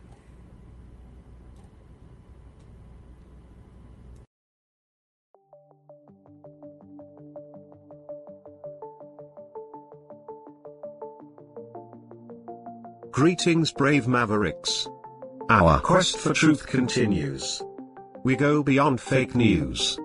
Together we expose propaganda. Together we pull others out of rabbit holes. We are maverick thinkers. We are all unique individuals.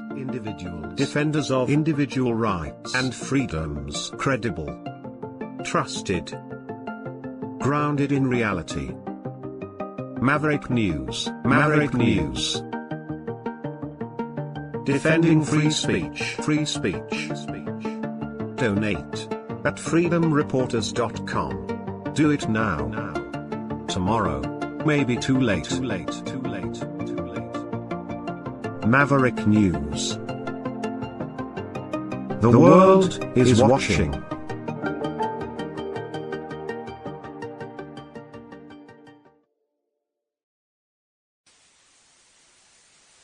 Someone very profoundly once said many years ago that if fascism ever comes to America, it'll come in the name of liberalism.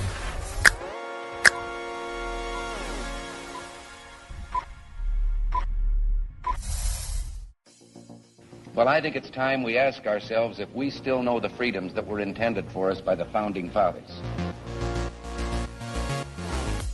If we lose freedom here, there's no place to escape to. This is the last stand on earth. The entire world is watching. Every dictator, every crazy dictator in the world is watching.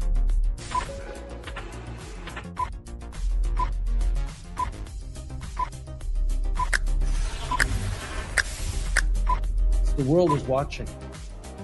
On TV. The entire world is watching. On social media.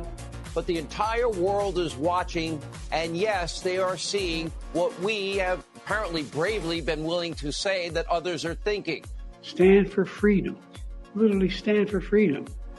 Let's get this done. The entire world is watching.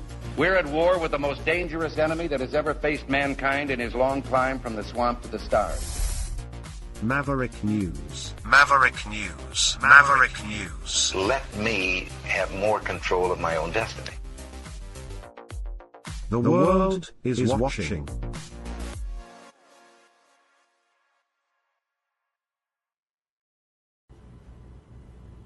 Now, you want to talk about propaganda? Maybe you don't. I'm going to. Right now. And misinformation and foreign interference. Couple of things tonight, just to take note of, to mention. So, Chrystia Freeland, we're seeing tonight that there are reports that her liberal leadership campaign has become the target of what they're calling a malicious foreign interference campaign linked to China. Let me show you the headline. Here it is. This is the CTV version of the story. The task force here says liberal leadership candidate Chrystia Freeland has been targeted by a foreign interference campaign, according to a news release from the Security and Intelligence Threats to Elections Task Force. Coordinated and malicious activity by Freeland has been traced to a WeChat account linked to the Chinese government. In a post on X Friday evening, Freeland thanked Canada's national security agencies for protecting strong democracy. She posts here, says, "I will not be intimidated by Chinese foreign interference. Having spent years confronting authoritarian regimes, I know firsthand the importance of defending our freedoms. Canada's democracy is strong. My thanks to our national security agencies for protecting it." So, some sort of a campaign going on. It says the launch of this information operation was traced to WeChat's most popular news account, an anonymous blog that has been previously linked by experts at the China Digital Times to the People's Republic of China. The release also states that the campaign received very high levels of engagement and views, with WeChat news articles disparaging Ms. Freeland, netting over 140,000 interactions between January 29th and February 3rd. So I just take note of that. I wouldn't say that's that unusual these days. There's so much of it out there. And just within the last 24 hours, somebody sent me links to some videos from this YouTube channel, which I'm going to show you is absolutely, in my view, some sort of a foreign propaganda channel called Canadian News Networks. The Canadian News Network. Yeah. Looks sort of official, but man, I'll tell you, it's just a load of crap. And all the videos on here are just full of just false information, weird stuff, actually. This one here, it actually says that the Bank of Canada announces bankruptcy, and MPs drop a bombshell on Mark Carney. This one, so as much as that other campaign they say was directed at Freeland, this one, at least this video, directed at Mark Carney. Whoever is behind this doesn't like Mark Carney. Let me run some of this, and then I'm gonna play it. Don't believe a word of this, okay? This is absolutely crap, and I'll tell you why. Canada in free fall. Bank of Canada announces bankruptcy, and everyone blames Mark Carney. The Bank of Canada has announced that it is facing bankruptcy. This shocking revelation has sent ripples through the financial sector and the broader economy, igniting fears of a looming financial crisis. As the news broke, fingers began to point, and one name emerged as a focal point of criticism: Mark Carney, the former governor of the Bank of Canada. The fallout from this announcement has sparked heated debates about accountability, leadership, and the future of Canada's economy. Canada has faced a myriad of issues, from rising inflation and housing market instability to supply chain disruptions and the lingering effects of the COVID-19 pandemic. As these challenges mounted, many Canadians began to question the effectiveness of the Bank of Canada's monetary policy and its ability to navigate the turbulent economic landscape. The situation reached a boiling point when the Bank of Canada revealed that it had engaged in risky financial practices that ultimately led to its insolvency. When the announcement was made, the public reaction was immediate and intense. Social media exploded with outrage as Canadians expressed their disbelief and frustration. Many took to platforms like Twitter and Facebook to voice their concerns, with a significant number of users placing the blame squarely on Mark Carney's shoulders. Hey, my English not... Okay. And then they go to a commercial. Yeah, they're getting a lot of views, and they're making money with the commercials that run around it. But I'll tell you this, okay, this thing goes on and says that Mark Carney was removed as a candidate by the Governor General, and just all kinds of crazy stuff. The Bank of Canada has not gone bankrupt. It's not true. It's just straight up flat not true. The Bank of Canada has never gone bankrupt. Canada has never gone bankrupt. The Bank of Canada, which is the Canadian equivalent of the Federal Reserve in the U.S., has never gone bankrupt. Ever. And it's not about to go bankrupt. A lot of people say a lot of negative things and have concerns about the financial system and the long-term viability of it. But it has never gone bankrupt. It's not about to go bankrupt. It's just not true. That is 100% pure propaganda. Crap. It's other videos here. I'll run another one from the same channel. I think we've got. Yeah, here's another one.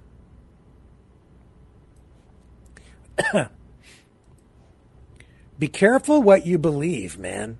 Like, this looks like sort of official, and for people who maybe don't understand economics, or, you know, and a lot of people have not spent a lot of their life studying economics, so they throw a lot of jargon around, political jargon, economic jargon, and it sounds like it could be something official or authentic, but it's not. It's gibberish.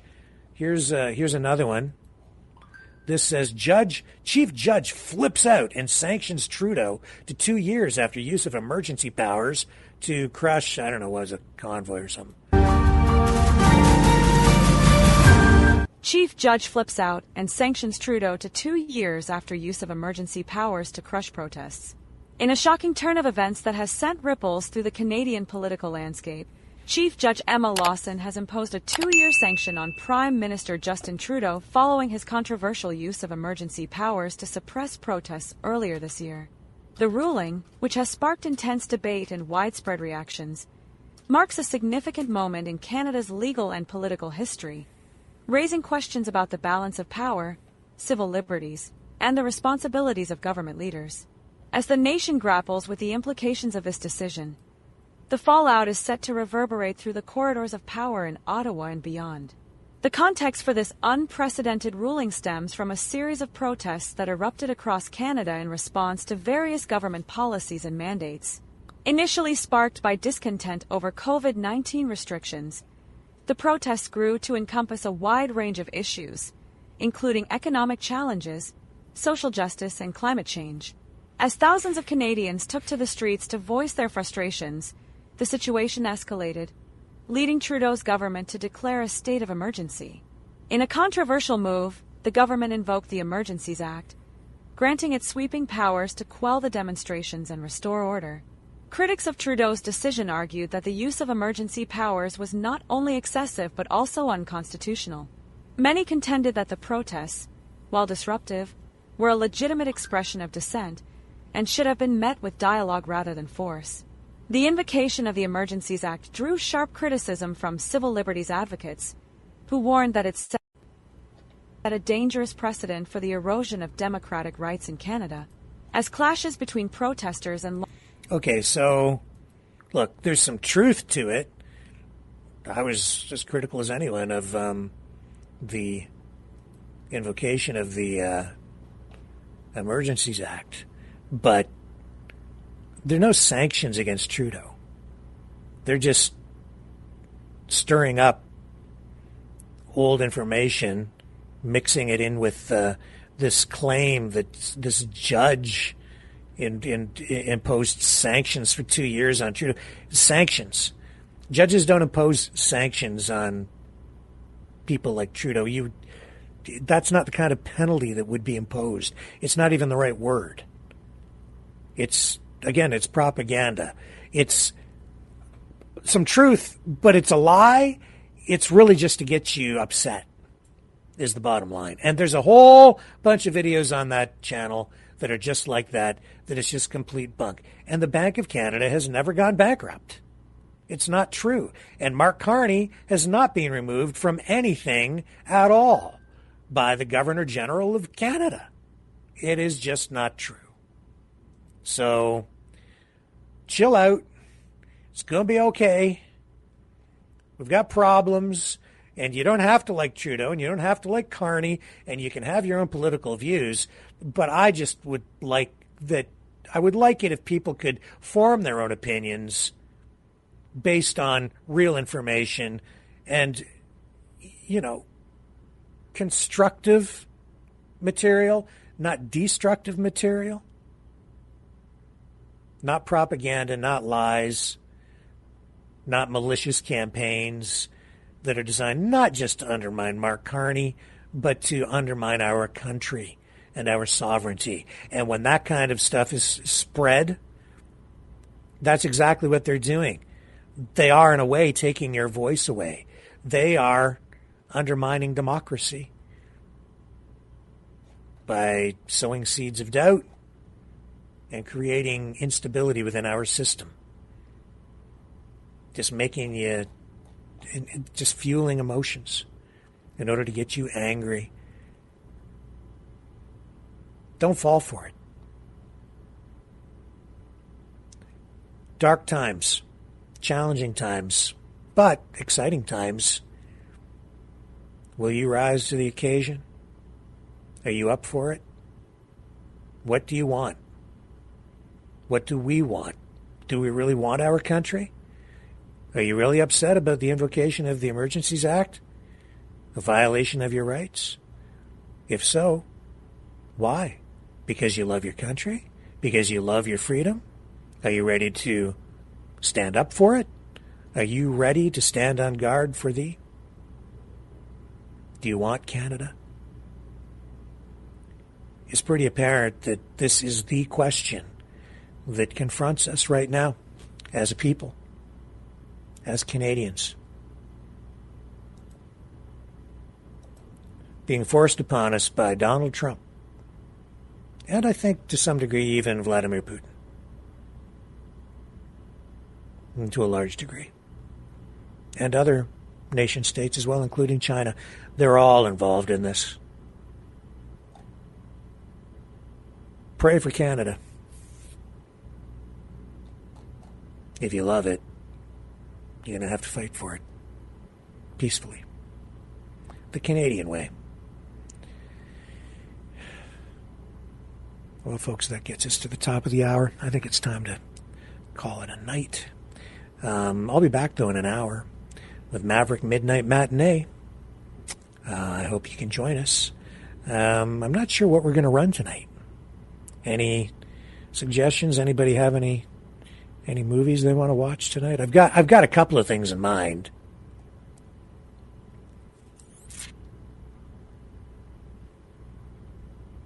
Yeah, House.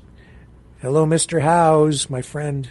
Says, I like the Americans as neighbors. If I wanted to be American, I would already be one. Yeah. It's just a short drive across the border. Yeah. Me too. Me too. I'm with you. Hope you guys are with me.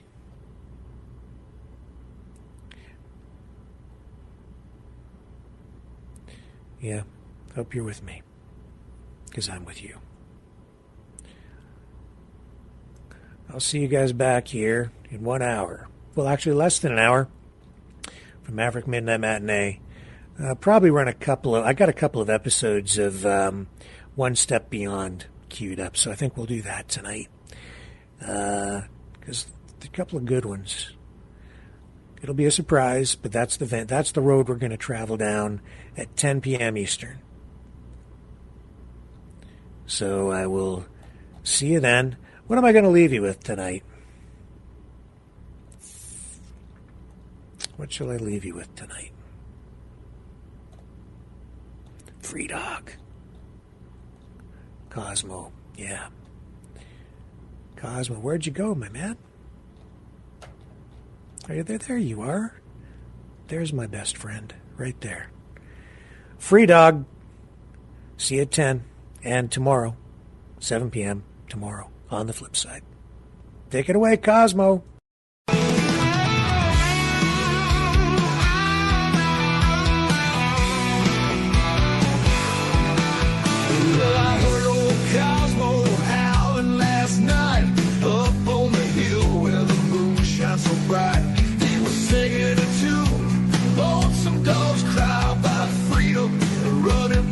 Touching the sky. If I leave here tomorrow, would you still remember me? Cosmos free, running wild, wild as a wind can be. He's a free dog. He's a free dog. He's a free dog. Cosmos got them paws that just itch to roam. He's chasing his dreams. He's far from home. With a heart full of love and a spirit so free. He's living his life. Wild and carefree. If I leave here tomorrow, would you still remember me? Cosmos free, running wild, wild as a wind can be. He's a free dog. He's a free dog. He's a free dog. He's got the stars in his eyes, the wind in his fur, a tail that wags like it's never heard of a bird. Cosmos on a journey. He's got no chains. He's running through fields, breaking all the lanes.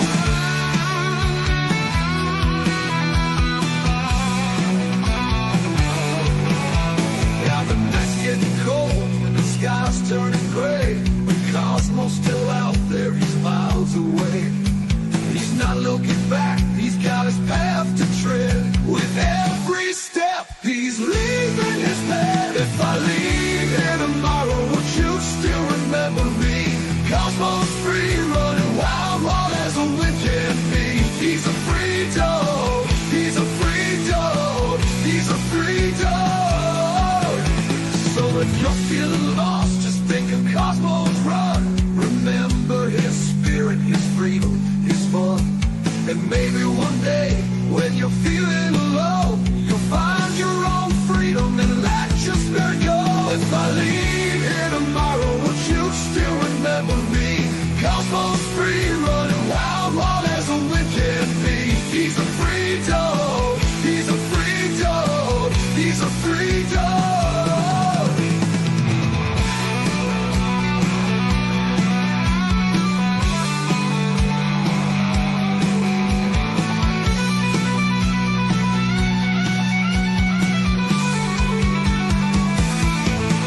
He's got the stars in his eyes, the wind in his fur, a tail that wags like it's never heard of a bird. A heart full of love and a spirit so free. He's living his life wild and carefree. He's got the stars in his eyes, the wind in his fur, a tail that wags like it's never heard a word. Cosmos on a journey, he's got no chains. He's running through fields, breaking all the lanes.